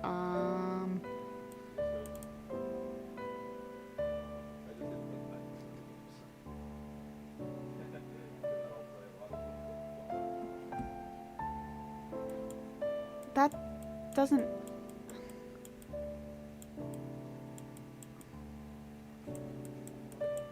Okay. One of the sources is the newspaper from right then, right? And the newspaper doesn't explain it. Just that he was told that it was going to damage his liver.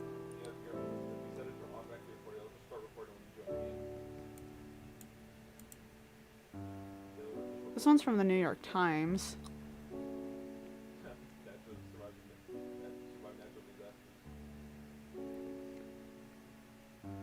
It doesn't say why he did that.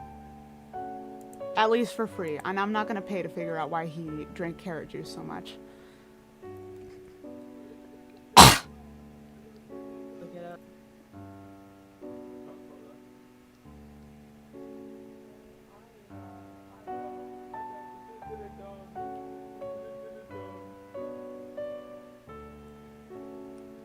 Alex Mitchell, 1975, after watching the Kung Fu Capers episode of The Goodies, Alex Mitchell laughed continuously for 25 minutes and fell dead on his sofa from heart failure due to what doctors discovered years later via his granddaughter was a genetic condition called long QT syndrome. And it has to do with like the heart having irregular heartbeats.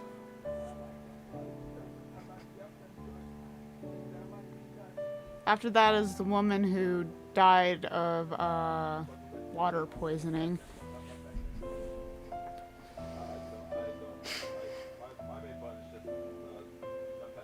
Come on, Duffy.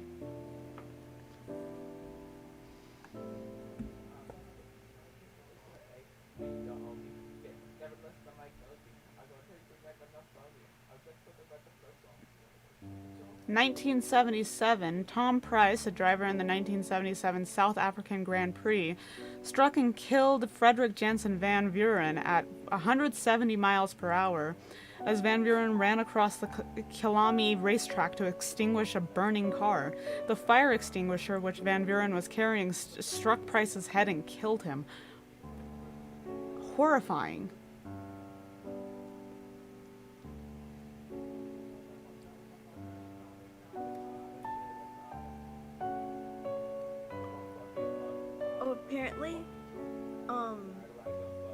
Apparently he also had, some people were like unsure if he also took like vitamin A supplements.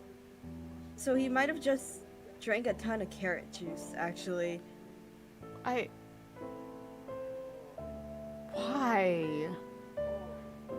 Why? I don't get it. Kurt Gödel, 1978. Gödel, an Austrian-American logician and mathematician, developed an obsessive fear of being poisoned and refused to eat food prepared by anyone but his wife. When she became ill and was hospitalized, he starved. That, like, sucks. Though I am a little concerned as to why he didn't try cooking for himself. Because he would know if he poisoned himself, wouldn't he? Like, I know that this is, like, hindsight and outsider's perspective, but I don't know. Yeah, I'm not sure. Maybe because it's like he thinks that like if he got it, like he got these things like himself, then it would still find a way to be poisoned, like the ones that you pick out from the grocery store or something, like poisoned ones somehow. Because when you're like extremely paranoid, you kind of just, you know, your brain kind of comes up with every possible explanation. Yeah, that could be it. I would probably get rid of knocked down by you were knocked down to death. Oh, here's the guy who died from the umbrella thing. That was in 1978. 1979, Robert Williams, a worker at Ford Motor Company, became the first person known to be killed by a robot when a factory robot's arm struck him in the head. That sucks.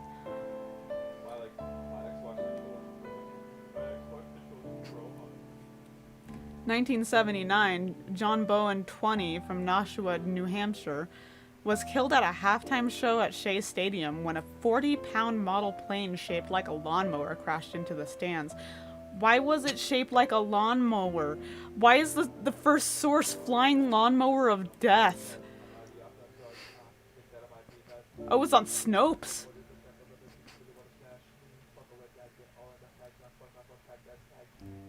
Ah! Snopes getting mad at me for ad block.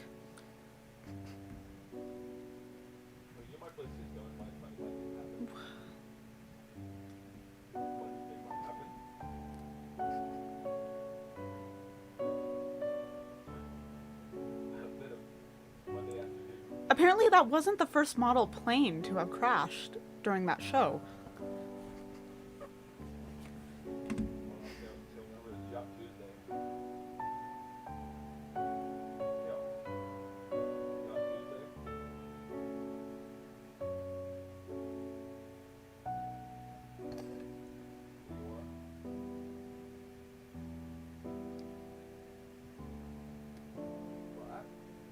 It doesn't say why it was shaped like a lawnmower, just that it was.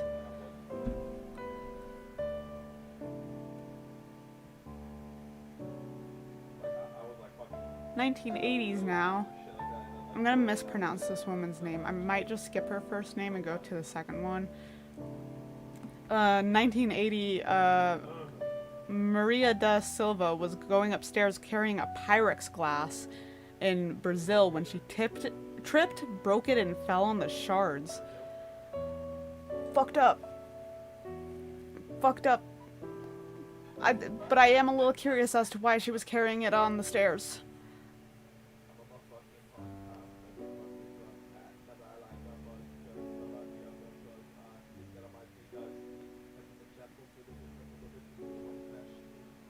The next one's kind of gory, so I'm gonna skip it. This one, I had to like look into to understand fully. David Grundman, 1982. Shooting at cacti with a shotgun near Lake Pleasant, Arizona, was crushed when a 4-foot limb detached and fell on him. Like, one, I didn't know cacti were so big. Like, I didn't know they could get that Cacti big. are huge. They're huge. Like, They're like trees. yeah, they're the size of trees, and I just never really expected them to be that big. And then I had to learn that, like, it's like a common thing to just shoot at cacti. I didn't quite understand why, but also it's illegal. So, like, it was common until it was illegal. Yeah, because aren't cacti like sacred to a lot of I think places? so. I think so. like that fucking that last match on it's because that fucking random clutched it out, dude. That random was the real team. I think it's also, like, really hard to remove them after they fall.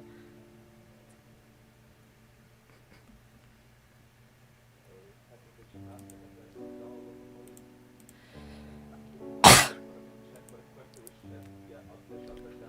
Michael Scaglione, 1982, died after smashing his golf club against a golf cart.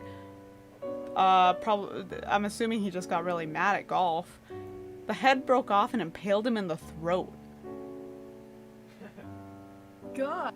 Like, he had to have been going ham at that golf cart, right? To have that even possibly happen? Oh my god, that's like wild to me because it's like the fact that it like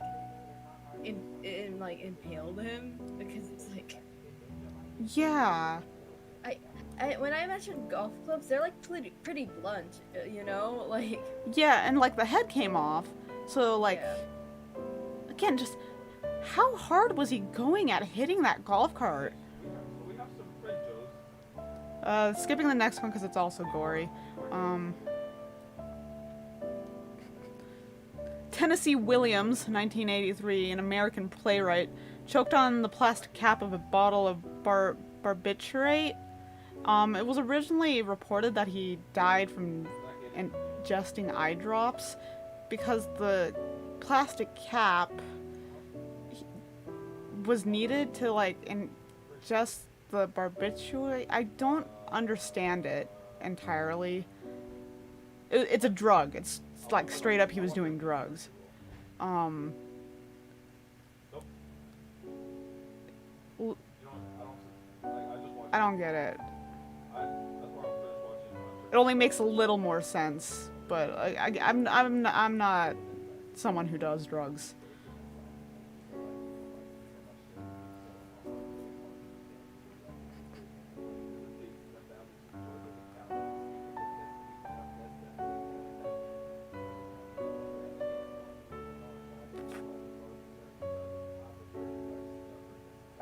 Next one is gory. I'm gonna skip that.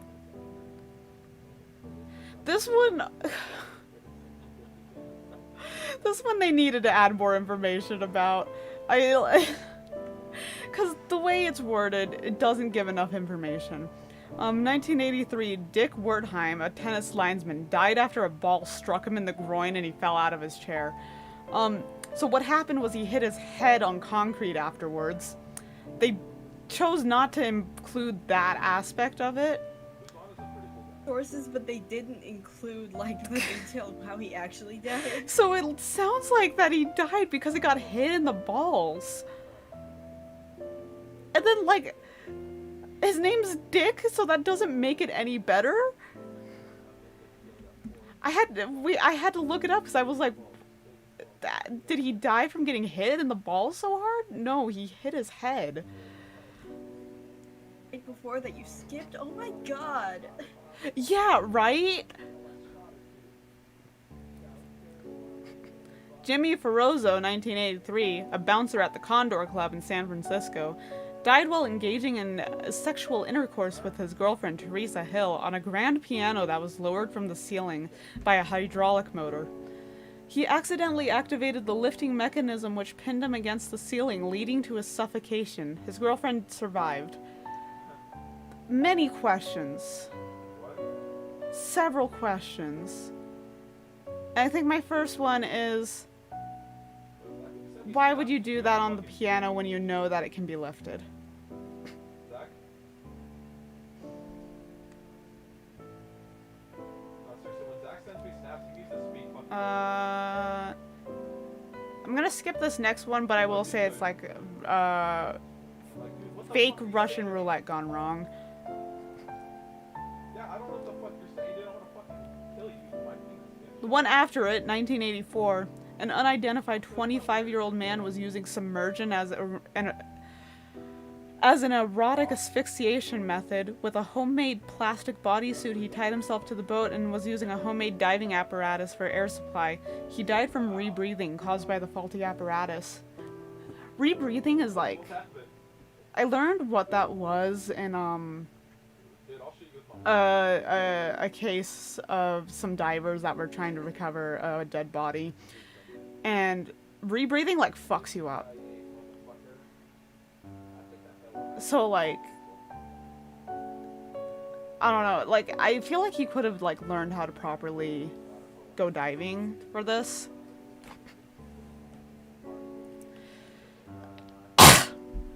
Because rebreathing, it isn't like you choke, it's like it basically makes you super nauseous and super dizzy.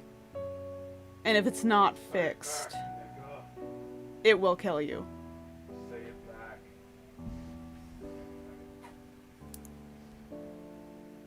I'm gonna skip this next one because I actually found out what the context of this next one was, so it's like not as like shocking.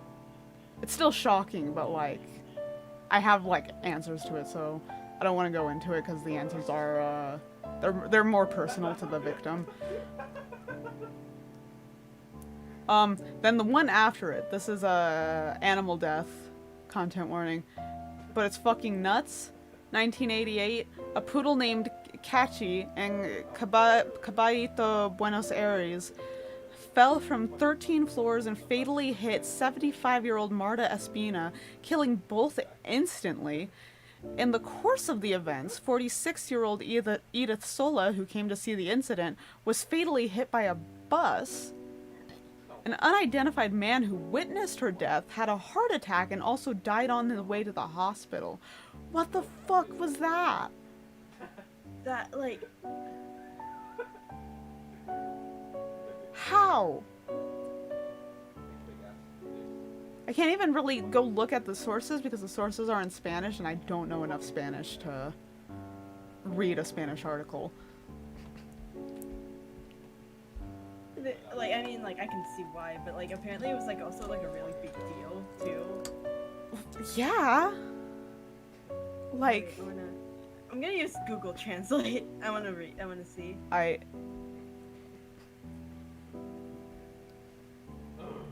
They call it an event as sad as it was unusual.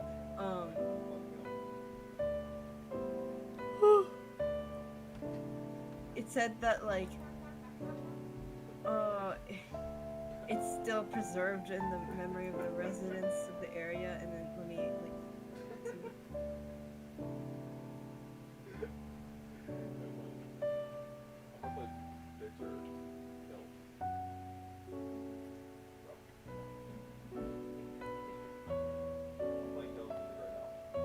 I'm gonna continue on while you read.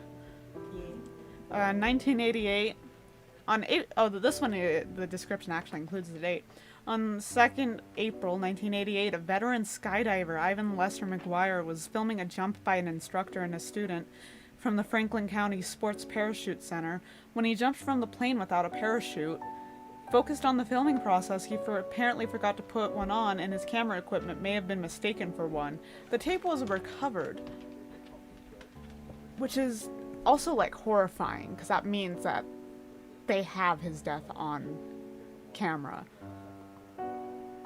Okay, it basically just sums up what happened. I don't think that there's not enough information other than what actually happened, you know? It's a sad death though, like all of them. Yes, but it's also unbelievable because it's like 3 people in succession like an animal, you know? Yeah. Last one for the 80s, 1989. Michael Godwin, a criminal convicted of murder, was initially given a death sentence by electrocution before being reduced to life imprisonment. Godwin died from electrocution when he bit into the wires while attempting to fix a broken television set at the same time sitting on a metal toilet in his prison cell. That's fucked up. Awful. That's like horrifying.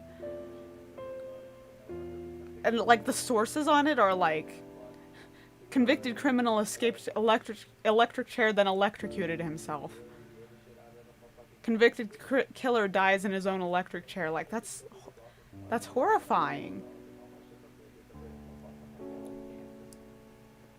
And now we're in the 90s. I'm gonna skip the first one there. That's a little more of a personal one. And then like Brandon Lee is listed here, which is an unusual death, but it's so sad. Cause I remember like when I first learned about it, and I was like, oh my god. Cause that's another one of those cases where like they had it on film, cause they were filming a movie.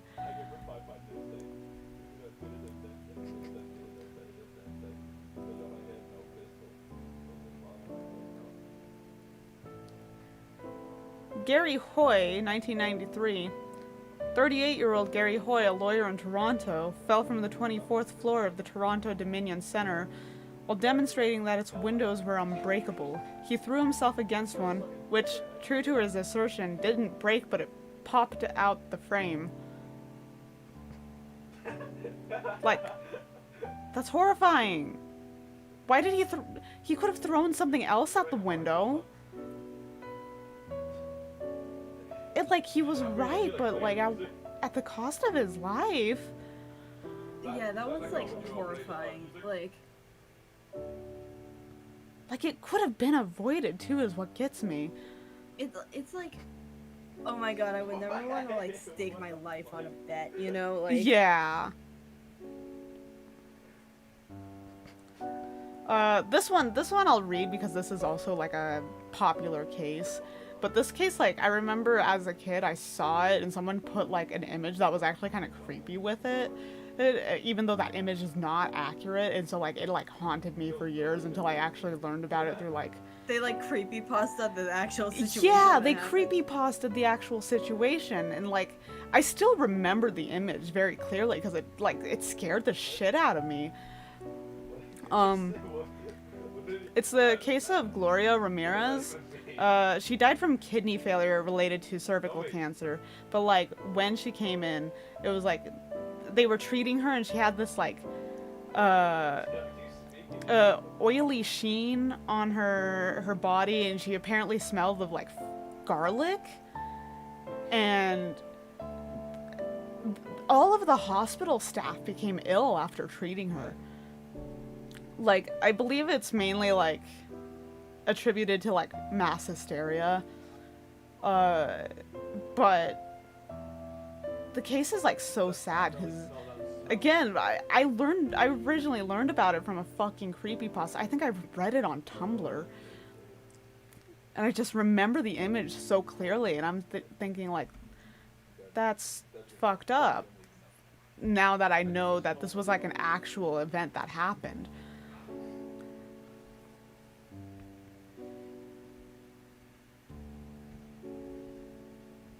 Some of the explanations from what I read is that like it's still like a thing of debate now, right? Yeah. But one of the things is kind of like that it's like if she was medicating with something else, it could have like you know, there could have been like a chemical reaction based on how much she took. Yeah. And the other is like she was exposed to like something else previously. Yeah. Like, it's still technically unsolved, too, so it's like, oh. Oh, yeah, there was no solid explanation at all for it.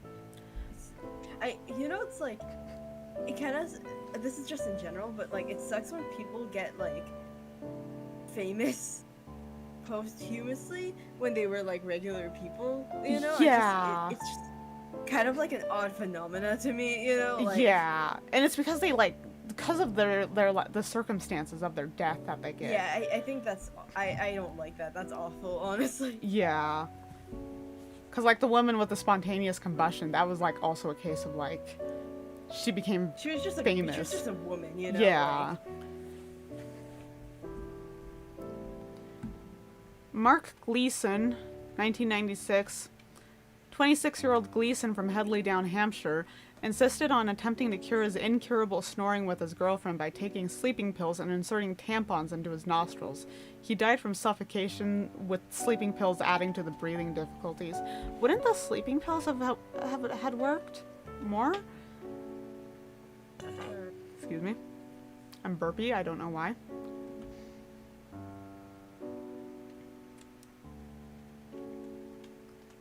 This next one is one that, like, also confuses me, but also I'm like, I get it in a way. Quimby Galoti, 18, a senior at Napa High School, died when a water slide collapsed after students tried to fit as many of themselves in as possible. 32 were injured. Like, on one hand, I'm like, why the fuck did they do that? And on the other hand, I'm like, teenagers. Students. They're high school students at a water park. Yeah, like, I get it, but I'm also like... It feels extreme. It kind of feels normal, though, honestly. Yeah, it feels normal, but I'm also, like, the kind of person who I wouldn't have taken part in it, because I was like, that seems dangerous. Yeah. I can smell food, and it smells like pizza. Are we having pizza for dinner? You're smelling it from my end, because that's what we have.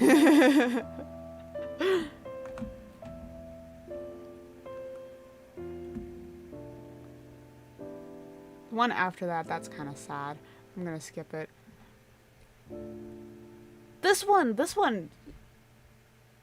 shocks me. 1998, an entire football team of 11 in the Democratic Republic of the Congo were fatally struck by lightning while playing. The other team left the scene unharmed. How does that happen to an entire team? It's horrifying.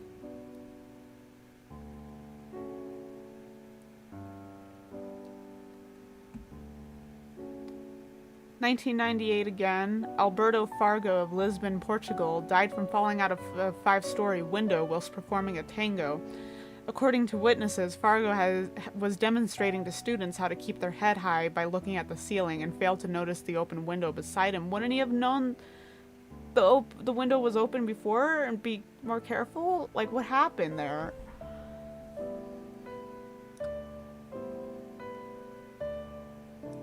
The source on that is the Mammoth Book of Weird News. That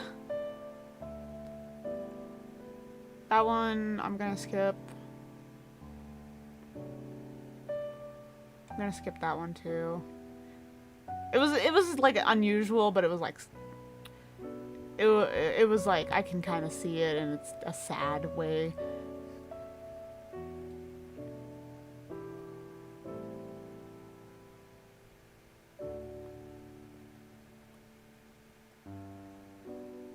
That one's like something came off the road and killed someone. That one was not.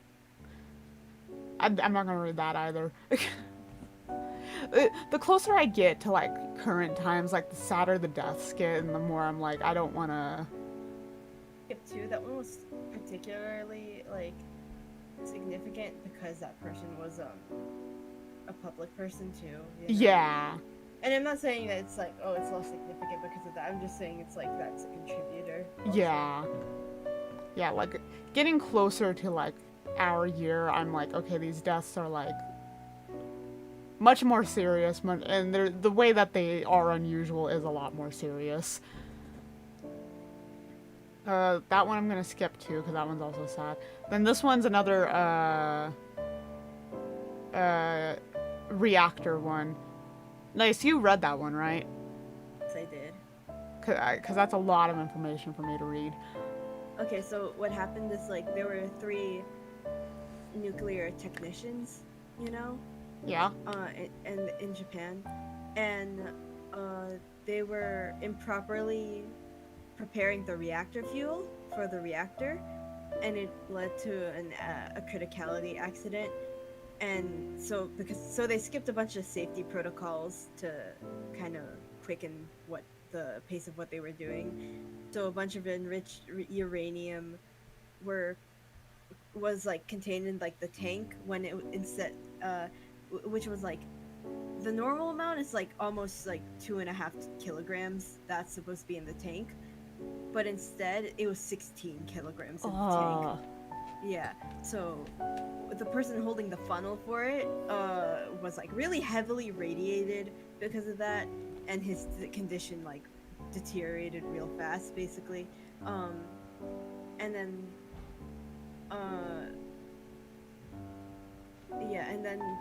one of the other one died of like multiple organ failure because of like complications after that, and then the other one, Yeah? the other person survived. For Okay. the most part. I'm cooking a pepperoni, Okay. or I got your mom a veggie lover when she gets off work. I'm gonna cook. Okay. It is pizza. I'm gonna wait to get some though, because Yeah. it's sausage and pepperoni, and I'd prefer just the pepperoni. Yeah, it makes sense. But basically, like, they basically died in like the order of, you know, how radiated they were. You know. That's sad. Yeah. Yeah, nuclear power is a real like It's like a lot. it's dangerous. Yeah, I can get it can be good in a lot of ways, but also there's a lot with it too. There's a reason why you can't really categorize it as like renewable or non-renewable energy at the same time because of like the waste that it produces also. Yeah. We are entering the 2000s now. I'm gonna skip the first one because it's a 7-year-old, and that's sad. The second one though I learned about, and this one it was very interesting to me. I'm not well known, I think. Yeah, it's pretty well known. It's like a case of like consensual cannibalism.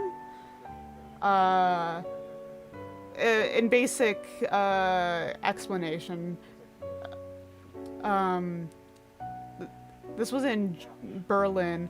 A guy puts out basically a dating ad on a site that's for people who are into cannibalism, like, and the idea of those sites aren't like actual cannibalism, it's like pretending to be cannibals. And he puts out on the site like, I kind of want to like, I want to be killed by being cannibalized. And the guy who ends up doing it to him was also like kind of wanting to actually be a cannibal, and his life story was a little sad.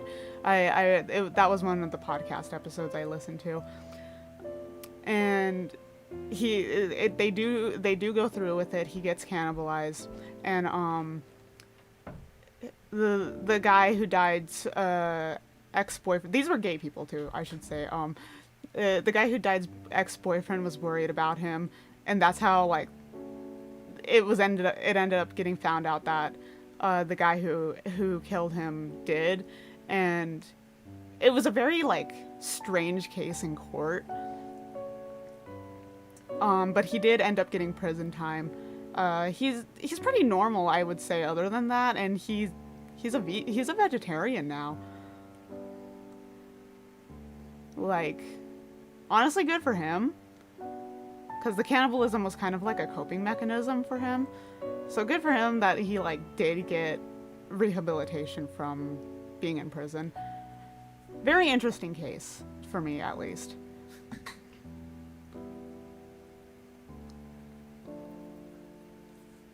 And that happened in 2001. That one, I'm gonna skip it. This one was like MRI technical difficulties. The one afterwards is a hockey game, like someone got killed by a puck. As a kid, I did a lot of sports, right? And my elementary school had like seasonal sports, and so like the winter one was hockey, right? And I was gonna do it, but like literally not too long before that, I had to do like a research paper on the Wright brothers, and one of them died from getting hit by a hockey puck. I didn't know that. Yeah, and so like I knew that, and that like scared me away from doing hockey.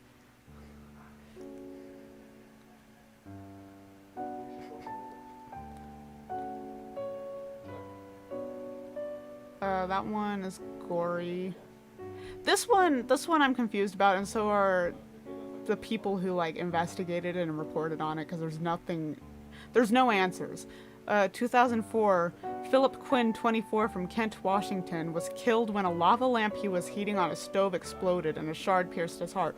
Why was he heating the lava lamp? No one knows why he was heating up the lava lamp. Like, I get it if maybe he opened the lava lamp and poured the contents into like a pot and was heating that up, but he was heating the entire lava lamp on the stove. We were like wondering that, and it's also not like particularly a point of judging. It's just like it's one of those things that brings up like that additional question. Yeah, just, like wait. I'm not gonna judge. I don't know what was going on with that guy. It's his life. I just want to know.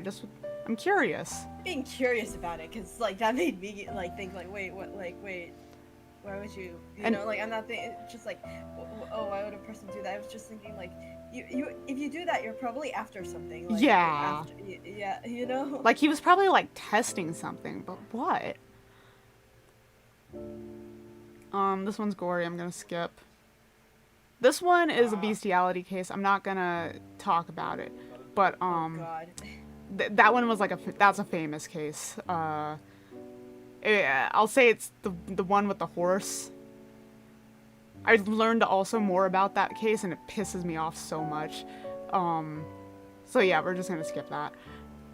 Otherwise, you're gonna hear me go into this huge rant about the actual like situation leading up to it, because it's even worse.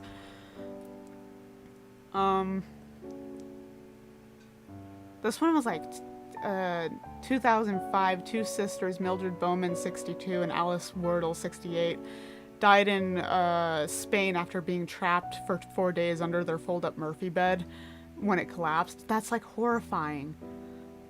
Oh my God. Yeah. And then afterwards is Steve Irwin's death. Also fucked up. I think about that Stingray post a lot. Nice you sent it last night because you were also thinking about it, and just every time I just think of I should punch you for what you did to Steve Irwin at the Stingray. Oh yeah. and then he like years later is like, we are friends now. Yeah, wait, I can read. I found the post. I can read it if you want. Yeah. It's just like there was like, I'm about to touch a Stingray. I should have punched it though, just to let it know Steve Irwin still has shooters out there. And then he posted again afterwards with a screenshot of the old post saying, over a year ago I threatened you out of anger or over the death of a lost one, a death that you were not responsible for. Today I've returned to make things right, to end the cycle of violence. It's what Steve would have wanted. I'm sorry, and I love you, water pancake. So funny. I love when people call like stingrays or manta rays, like just rays in general. I love when people call them pancakes. Same. I love you, Waterpan. I'm gonna skip It that is what he one. would have wanted, though. It is, yeah. But the picture of him with his fist and the right, like just swimming. Okay, I'm gonna skip that one too. That one. If you're following along, you can probably like see the trend in the ones I'm skipping. Specifically, the ones that I'm saying are like gory. 2008, Adelier Antonio de Carli, a Brazilian Catholic priest and skydiver. First off, what a man! A priest and a skydiver? God. Undertook a cluster balloon flight on the 20th of April 2008.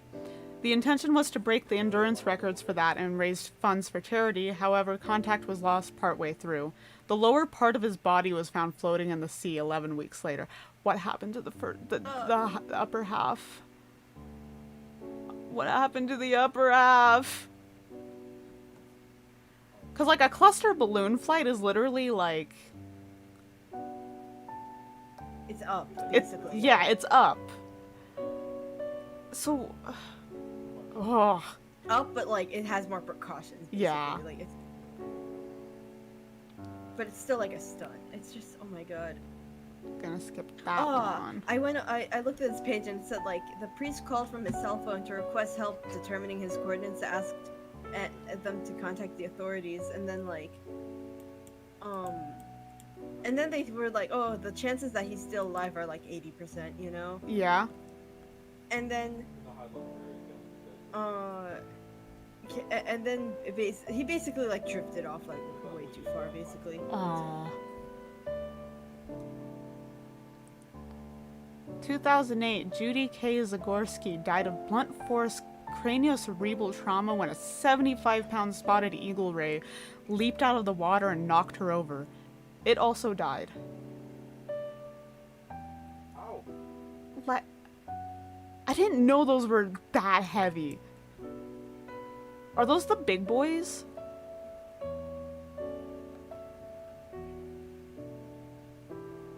I cannot tell from these images. I'm dead. I didn't know they were that heavy though. 133. The next one I'm skipping is also a bestiality case. Yeah, fuck that. Disgusting, honestly. Yeah. 2009, a 14-year-old boy from Jiaozhou, Shandong, China, was killed when the pneumatic cylinder in his office chair exploded. Oh, That's terrifying. That's that's horrifying. I remember I learned about this when I was younger, too, and I was horrified of my chair for, like, a year.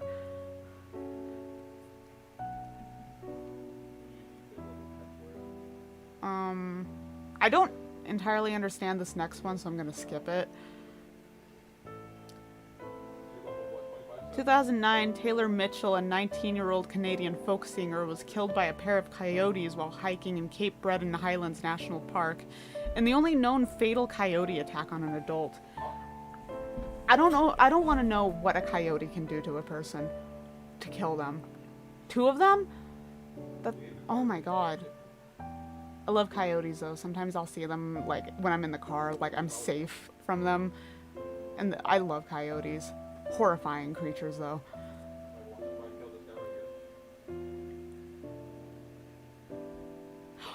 Oh, I didn't read that part. I was gonna skip this one, but this one, like, oh.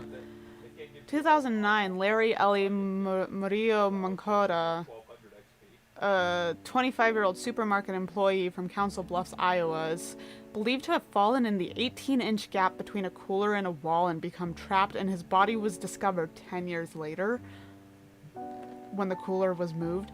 I didn't read the part about it being 10 years later before. That's horrifying. God, what? And then you like think about like how long he was considered missing then. Yeah.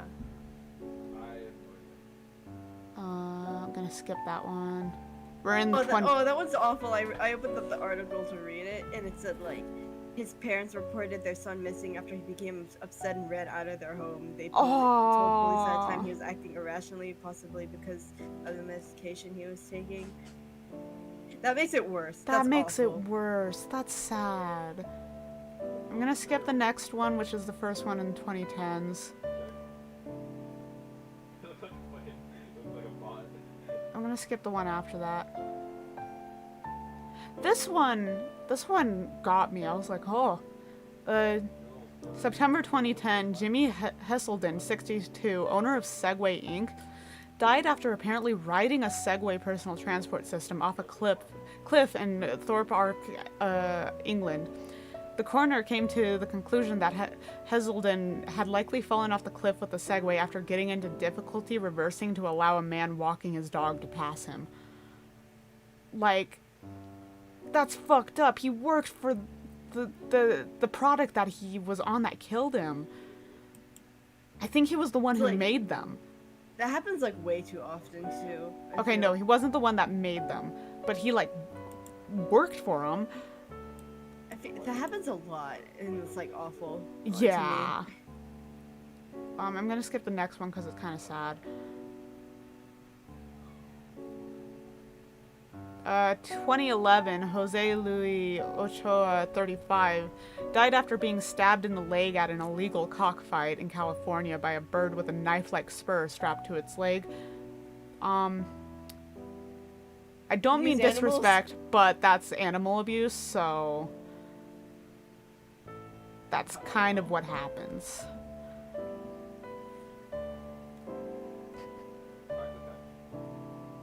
Next one I'm gonna skip. Mainly because it's kind of gross.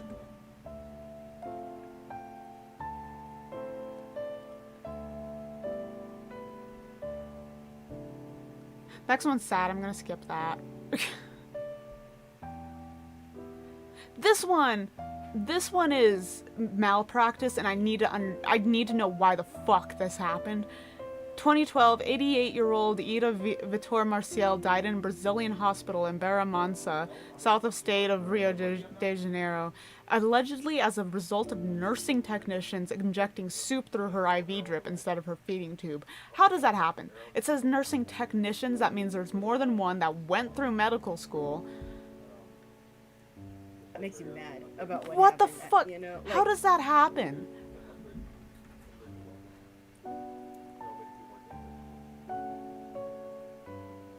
The next one's the Elisa Lam case, which also a very famous case. It's a sad one, so I'm not going to get too much into detail, but yeah, it's quote unquote unsolved, but I do think that the most plausible cause of death is like personal.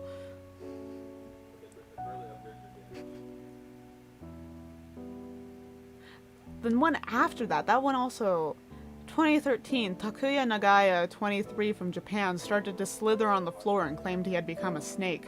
He died after his father spent the next 2 days headbutting and biting him to drive out the snake that possessed him. What? Wait, hold on. I opened up the article for the soup one. Yeah? The family is filing a lawsuit against the hospital. They were filing a lawsuit against the hospital, obviously, right? Yeah. And then like hospital officials acknowledged that she was injected with soup by mistake, but they don't believe that's what caused her death. What? They say it was a blood clot in the lung that caused her death. Yeah, how do you think that got there? Blood clot in the lung. The fuck, you know how you get blood clots?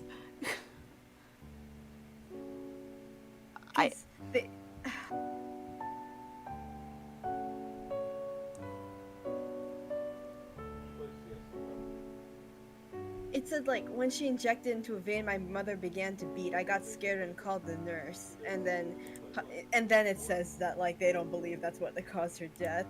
That's terrible. That's... How do you sleep at night, like, like thinking that? Yeah, that's awful. Did they win the lawsuit? I don't think they did, because I think they kind of insisted it was... Here, hold on, let me look at it again.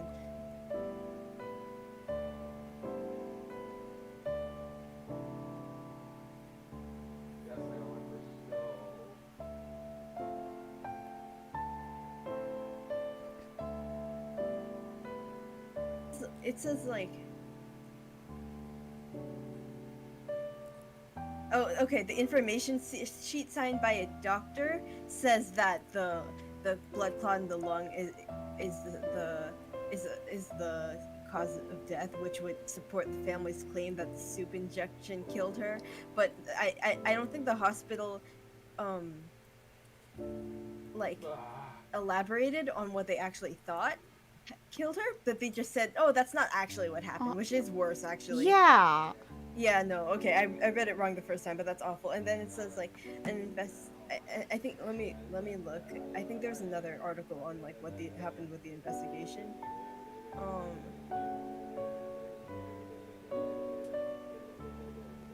I'm sorry about my brother making sound in the background if that's picking up. The director of the hospital acknowledged the error but does not believe it is related to the patient's death. And then I don't think there was okay, it doesn't seem like there's like another article after that, but like that's messed up of the hospital though. Yeah.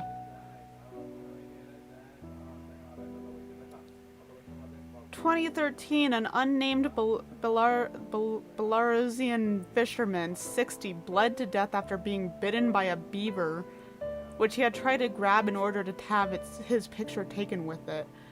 Many questions there. My main question is, why was he trying to get a picture with the beaver?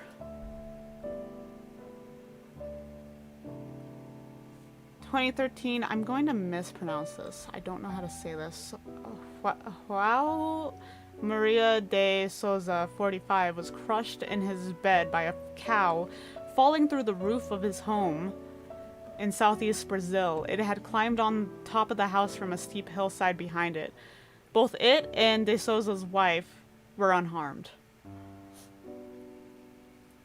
I'm glad the cow was at least okay, but like, oh my god.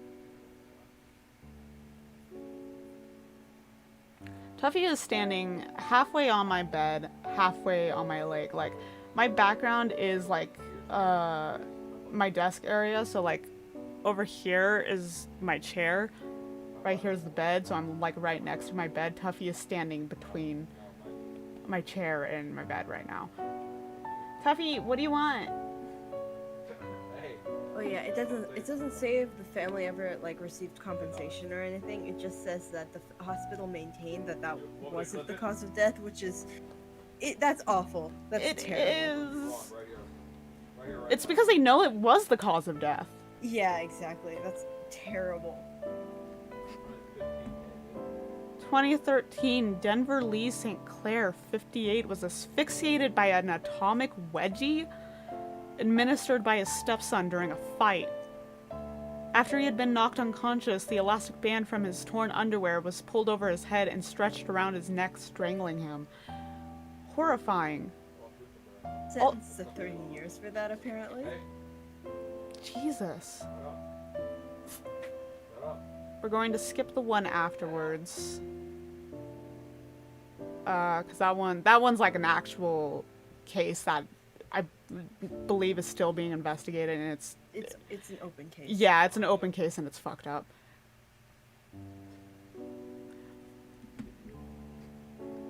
"2013, 68-year-old James Campbell left his van to open a gate. Meanwhile, his dog stepped on the van's gas pedal and ran him over."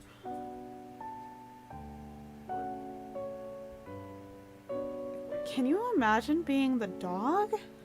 Can't even kill him. Like, killed its own owner. It's a lot. Yeah.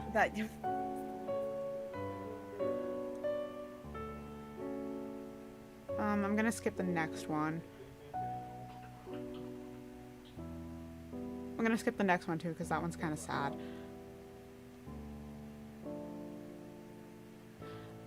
I'm gonna skip this one mainly because it can easily be like ableist if I do read it, and the way people could react to it. This one confuses me. 2014, Haval Yildirim 13 of Turkey. What? Oh, that was Leo doing something on Facebook to me. Yeah? Okay. Give me 1 second. I'm gonna go grab pizza, but I'll be back.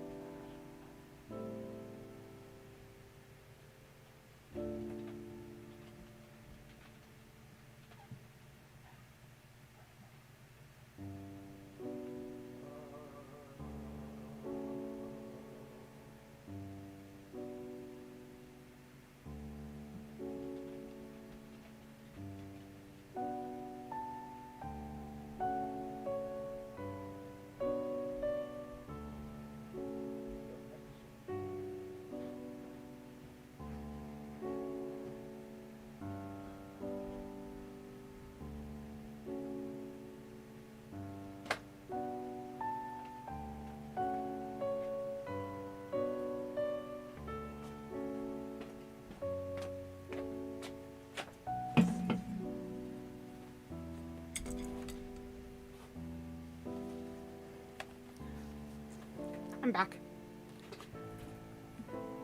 I would usually would have waited until after, but I'm so close to finishing this list. And I have a brother who eats a lot, so I wanted to make sure I grabbed some pizza before all the pizza was gone. Because he would have eaten all the pizza.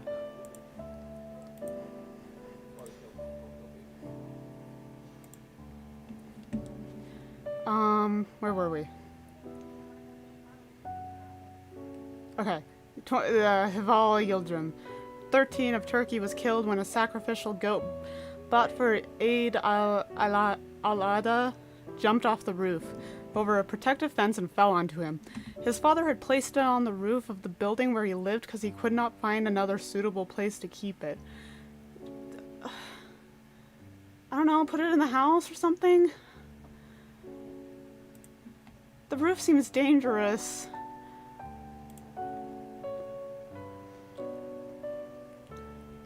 The next one afterwards, this man owned an oil company, I believe. Yes, an oil corporation. 2014. Was killed when his corporate jet collided with a snowplow, reportedly driven by a drunk driver. Very, very sad that it was a drunk driver. But he owns an oil company, so... Not saying that like, makes it less sad. I'm just saying he wasn't a great person.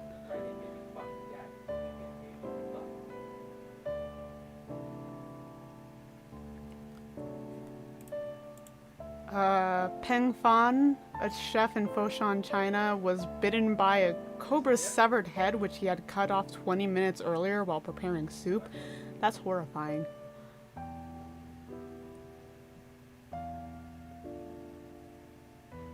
Peter, I'm not gonna try and say his last name. An Indian Association football player from Mizoram State died after sustaining spinal cord injuries while awkwardly landing a somersault celebrating a goal. That's so sad. I didn't even know you could do that.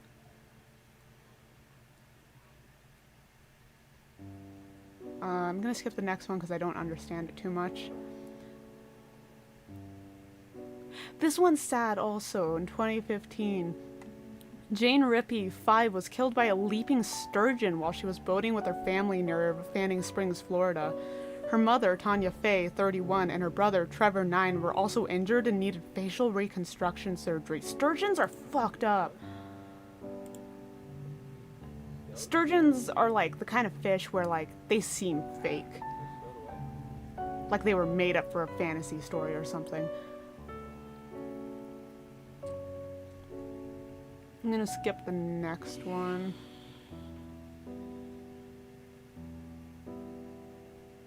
I'm gonna skip that one. I'm gonna skip that one. This one's sad. I'll read it. There's not a lot of information on the Wikipedia. 2015, Ravi Subramanian, an Air India technician, was sucked into an aircraft's jet engine. That's horrifying. I don't know how that happens, but that's horrifying.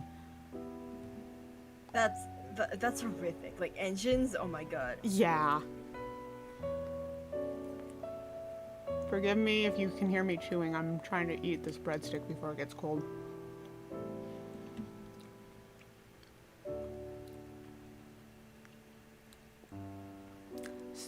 2015, Stephen Winfrey, 50, became trapped and asphyxiated when rabbiting near Doncaster, England, after his head became stuck down a rabbit hole.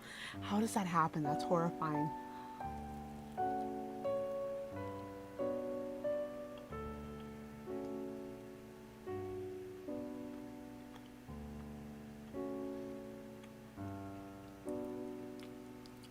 This next one, I'm going to summarize it. It's basically a 40-year-old Indian bus driver was claimed by local newspaper that he had been killed by a meteorite, which left a crater, but like, NASA's like, I don't think that's it. It was probably a land explosion. Still sad though.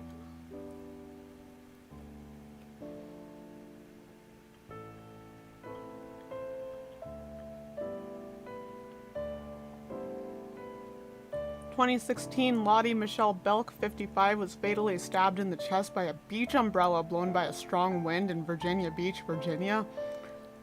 Ugh. I'm gonna skip that one.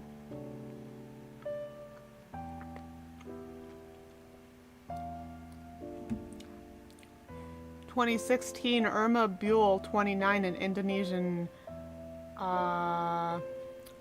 I don't know how to say that. It's folk music. A singer who performed with live snakes died during a concert after being bitten by a king cobra and refusing treatment. That's sad. The reason she refused treatment is because she continued performing, actually. Oh my god. She died on stage. Oh my god. Wait, yo guys, let me try this one. Or like, no, she collapsed on stage, but like still, you know? Like, I totally get it, but... She refused to offer the offer of an antidote, and then 45 minutes later, while she was continuing on stage, she collapsed, basically, and then suffered seizures. Yeah.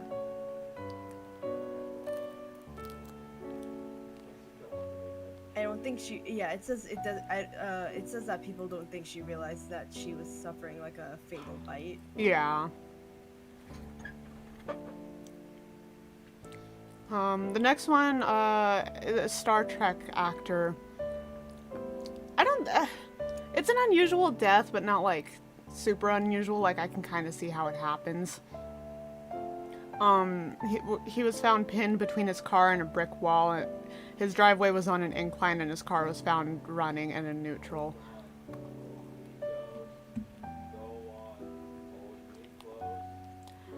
2016, a 7-year-old girl died after being struck by a stone thrown by an elephant from its enclosure at the zoo in Rabat, Morocco. I didn't know elephants could just do that to people. What? You would want me to. You want to help Folk singer. I opened the article and it's even more like sad. Oh. It says there was a chance that she didn't know it was a poisonous snake. Oh. She was just told to perform with the snake, and the mouth wasn't like shut. There's also like, she wasn't like, she was part of the lower class, you know. Also, you know. Yeah. So you do what you can, obviously. To Yeah. Kind of, like survive. So, it was just like. It was just it says like in the article, like, she fights hard, she exploits what she can exploit to go on living. She certainly doesn't deserve to die amid a storm of lurid tabloid headlines. Yeah, awful, Yeah. honestly.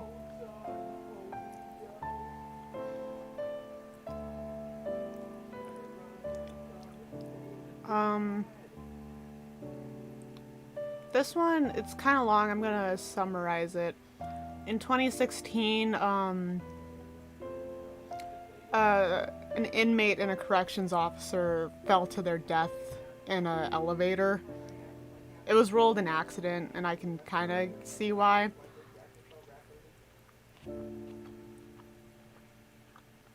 Because it was like an altercation that happened.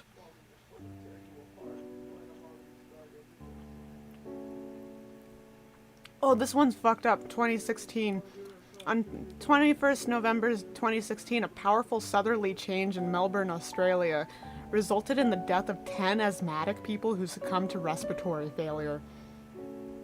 This was due to a stark 60-kilometer-per-hour wind that distributed ryegrass pollen into the moist air, rupturing them into very fine specks, particles small enough to enter people's lungs. Like, that's a natural disaster kind of thing, and it's fucked up. That's like scary because you can't avoid like the air also. Yeah, like that's something like you can't even like prepare for.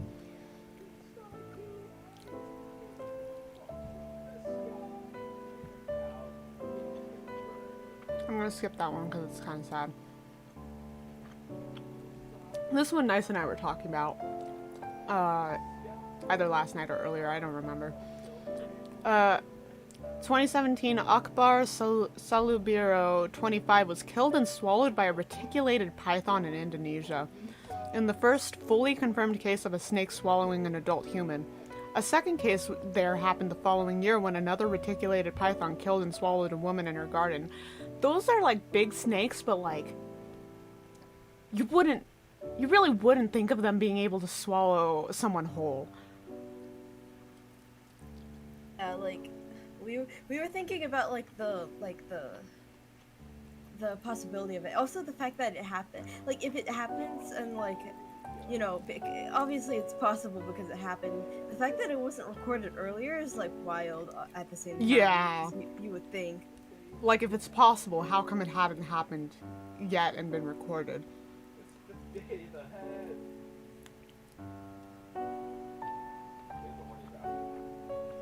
I'm gonna skip that one. The one after. This one's fucked up too, because like this is something you can't really avoid. 2017, Rebecca Berger, 33, a fitness blogger and model, died after a pressurized canister of whipped cream exploded and struck her in the chest.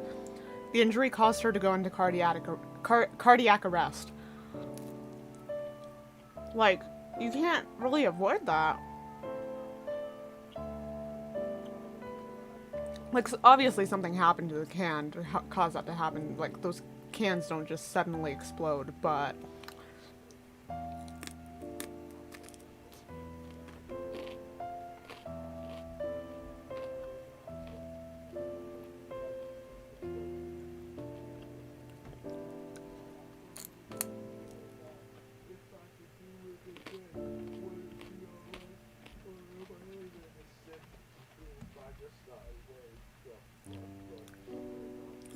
skip these.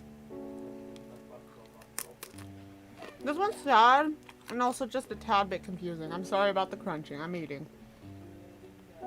Let me finish chewing. I'm sorry, I don't have manners.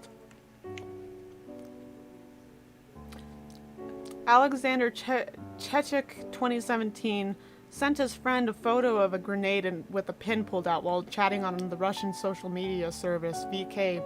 He died shortly after sending the photo as the grenade in his hand exploded. Like, it's sad, but also I don't know what he was expecting.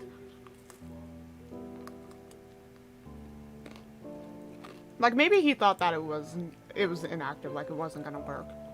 But I still wouldn't take that chance. No, I know people would like, you know, you only think that like as an outsider, but Yeah. like, God. But I don't know. It's a grenade. You never I know. But yeah, that's wild though. The Independent won't let me look at the full article because I use ad block.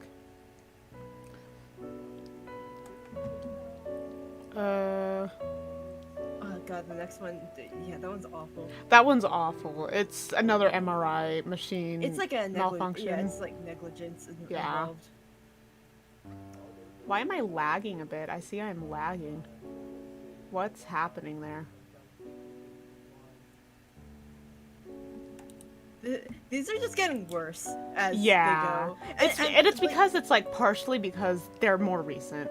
Yeah, and it's like the really old ones, the ones that are like in like the in antiquity and stuff, like they're so far removed from like anyone's actual like life. Yeah. That's, like, lived.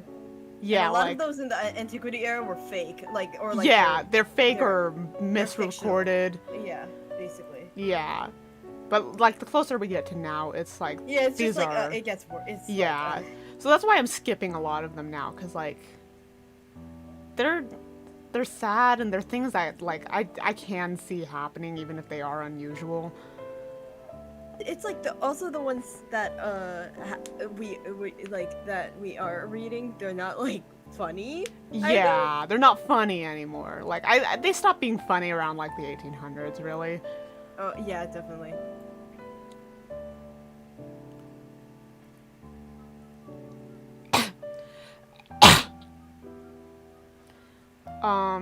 This one's fucked up. 2018, so literally 3 years ago.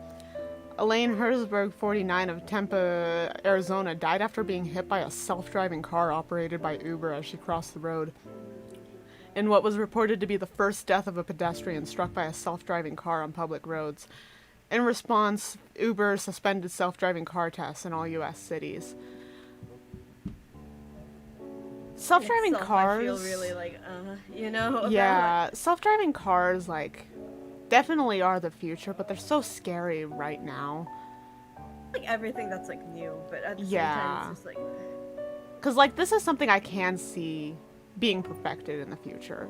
Yeah, definitely, and it would be good for technology. But one of my issues with like the Uber thing is like the fact that it's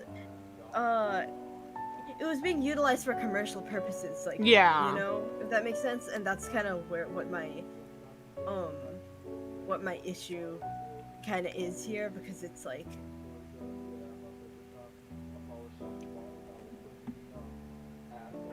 And then again, Uber, like, doesn't take care of their drivers that well, right?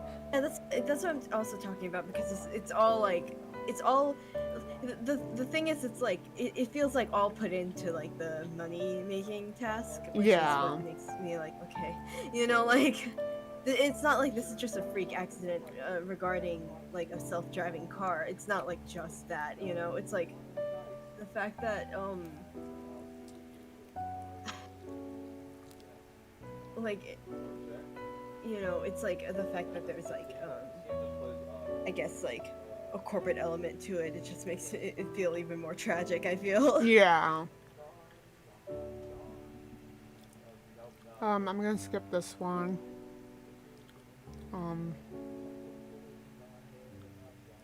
gonna skip that one. That one's kind of sad. This one, this is the one I was talking about earlier with Nice. I don't remember if I was on stream or not. Anyways, 2018, Jennifer Riordan, 43, a passenger aboard Southwest. What's wrong with me? I forgot how to speak. Southwest Airlines Flight 1380 died after debris from an engine failure destroyed a window near her seat and she was partially blown out through it. Like, fucked up.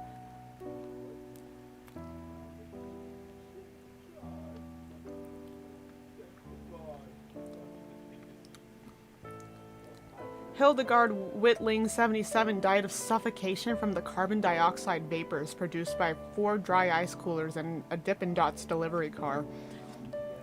The car was borrowed by the delivery man's wife to take Whitling home. That's horrifying knowing that someone has to drive like that, though. Like, if someone can die in that, like, people drive in those cars.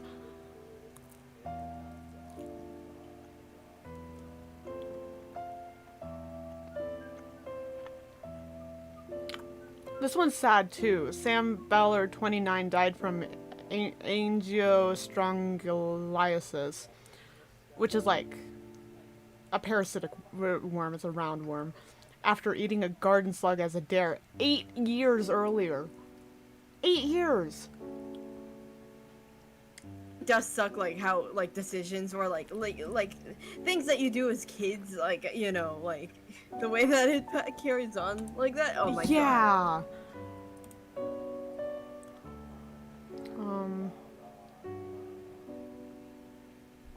Oh, I see. I was like, that's not really unusual, but then I read more. Linda Goldblum, 79, died after being hit by a foul ball at Dodger Stadium. The reason why this is unusual is because that's the first in nearly 50 years that this has happened.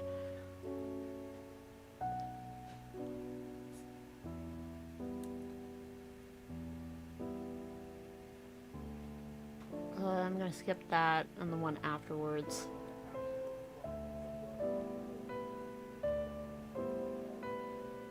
I'm gonna skip that. This one I'm confused about. 2019, Paul McDonald, 47, was attacked and killed by a pet deer on his property in Northeast Victoria, Australia. Pet deer? People doing it, but like keeping deer and stuff, but it's, oh my god. Yeah. Do you know, like, there's a species of deer that is that was like extinct in the wild for forever, and it was only saved because pretty much saved because a person kept like a herd of deer pretty much as like their pets. Oh like, my god. Or, like they kept a personal herd basically, and that's why the species was able to be saved. That's wild. Because usually that would be considered as like a danger to the species. Oh yeah, but like that was when they were more numerous actually.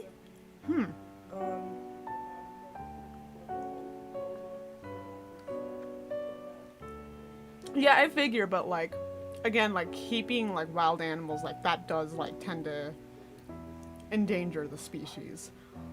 Definitely, like it's wild because it's the story itself is wild. Maybe I'll like I'll tell you about it more later. Yeah.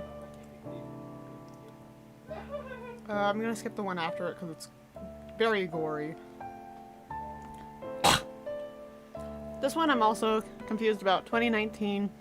In an attempt to escape community service sentence for inflicting injury, 24-year-old Zafer Kuzu from Erzurum, Turkey, attempted to get himself injured and hospitalized by putting 2 pillows on his back and asking a friend to shoot him with a shotgun firing buckshot, Hoping the pillows would reduce the shot's power, the plan backfired as the gunshot still killed Kuzu and his friend suffered injuries. To avoid community service. Like, I don't know, I'd throw myself down the stairs or something. Kill you though. That could still very much kill you. It could, but it's not a gun. Well, I'm pretty sure. Yeah, I'm pretty sure all these, like every accident like that has a thought like that won't kill me thing. You know, like. Yeah. I'm also just very paranoid about that kind of stuff. So Yeah. if I really wanted to get out of community service, I'd much rather take my chances throwing myself down the stairs. You also don't have to throw yourself down the stairs. There could have been other things. Also, Yeah. Also, the fact that it's like shooting in the back, like Yeah. shooting through the back, like that's different than like shooting through your foot. Like, if shooting through your foot can still be very dangerous, but like the back is such like a sensitive area, of your body. Yeah. Like, I'd rather like have my friend kick me really hard in the back. Yeah. God, even you ever think about what can go wrong with that too? Yeah. Actually, something as like minor as that. Okay, I'm gonna skip the next one. This one I want to talk about because 2019, Pamela Krymeyer, 56, of Marion County, Iowa, was killed during an explosion at a gender reveal party. In an attempt to film a gender reveal worthy of posting online, members of her family filled a steel umbrella stand with gunpowder. Instead of emitting a shower of sparks as intended, the metal pipe failed to contain the overpressure and the device acted as a pipe bomb instead. I think gender reveal parties need to be outlawed. I know everyone talks about this specific case when it comes to gender reveal parties, right? Yeah? The fact that the motive was posting it online also is like awful, like Yeah. because they were trying to make it extravagant. Also, it's just like the fact that this happened at gender reveal parties, not even just once, too. is a Yeah. lot. Like, at this rate, I think they need to be, like, outlawed. Or you need to pay, like, a hefty fine to do them. And obviously a lot of people holding gender reveal parties can pay that fine, but it's at least, like, an inconvenience to them.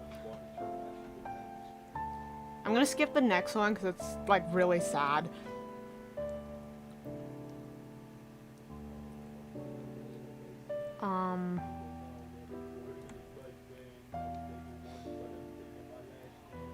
Gonna skip that one too, that's also really sad. 2020s. That one's sad.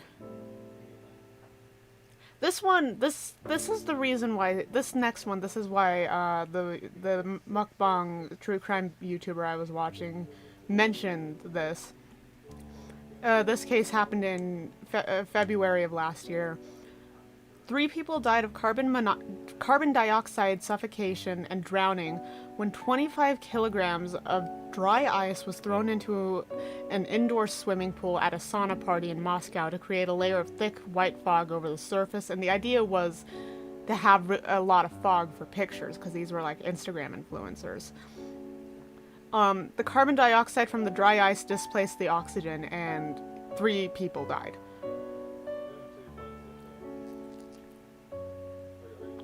So, like, this case in specific is why I know about this Wikipedia page.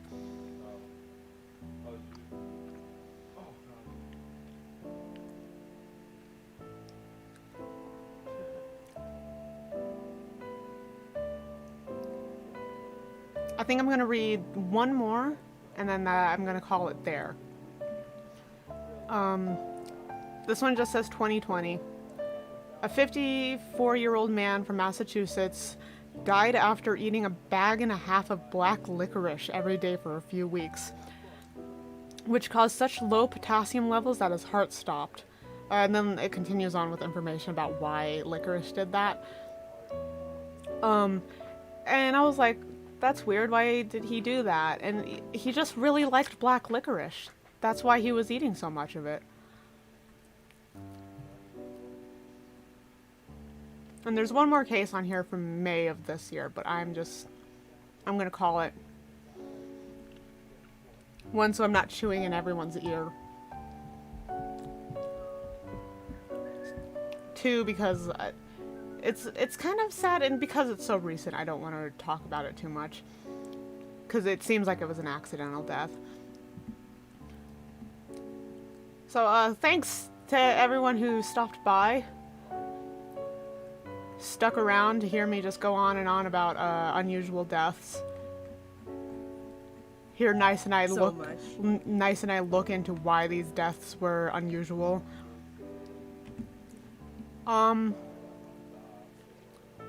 I still really like the one where the ones where they were killed by pears. Why the fuck? How does that happen twice? How- like, you know how like pomegranates are associated with like the underworld and stuff? Yeah. It should be pears. That's not exactly why it's associated with the underworld. I know, but wait, I need to look up pear symbolism. Oh boy. In ancient China, people believed pears represented immortality and prosperity. The fact that the first word is immortality.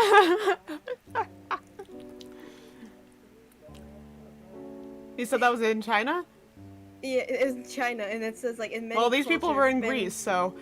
In many cultures spanning thousands of years, we can find references to the fruit of the pear tree as a symbol of divine sustenance, abundance, and like, I'm gonna underline this word, longevity. I'm gonna look it up in like Greek and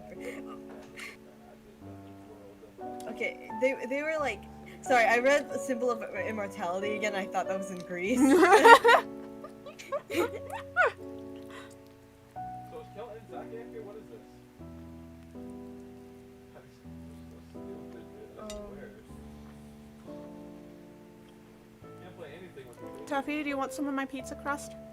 You're gonna have some of my pizza crust. Munch. No, yeah, they were considered sacred. So if you get hit by like a pear like that, does God just like bonk you technically? I guess. They really did die by the bonk. Or at least that one guy did. The other guy choked, but. Yeah. That's bonked in a different location. That's bonked in the lungs.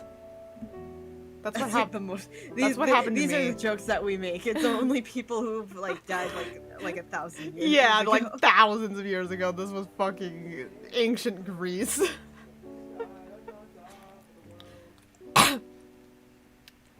Okay, yeah, I'm gonna call it here before we go on even further. 3 hours of us reading this page. How fun is that? Enjoy your fun facts about like history now. Yeah. Now you can be haunted by cases as well. Oh, excuse me. Bye bye. This is bye.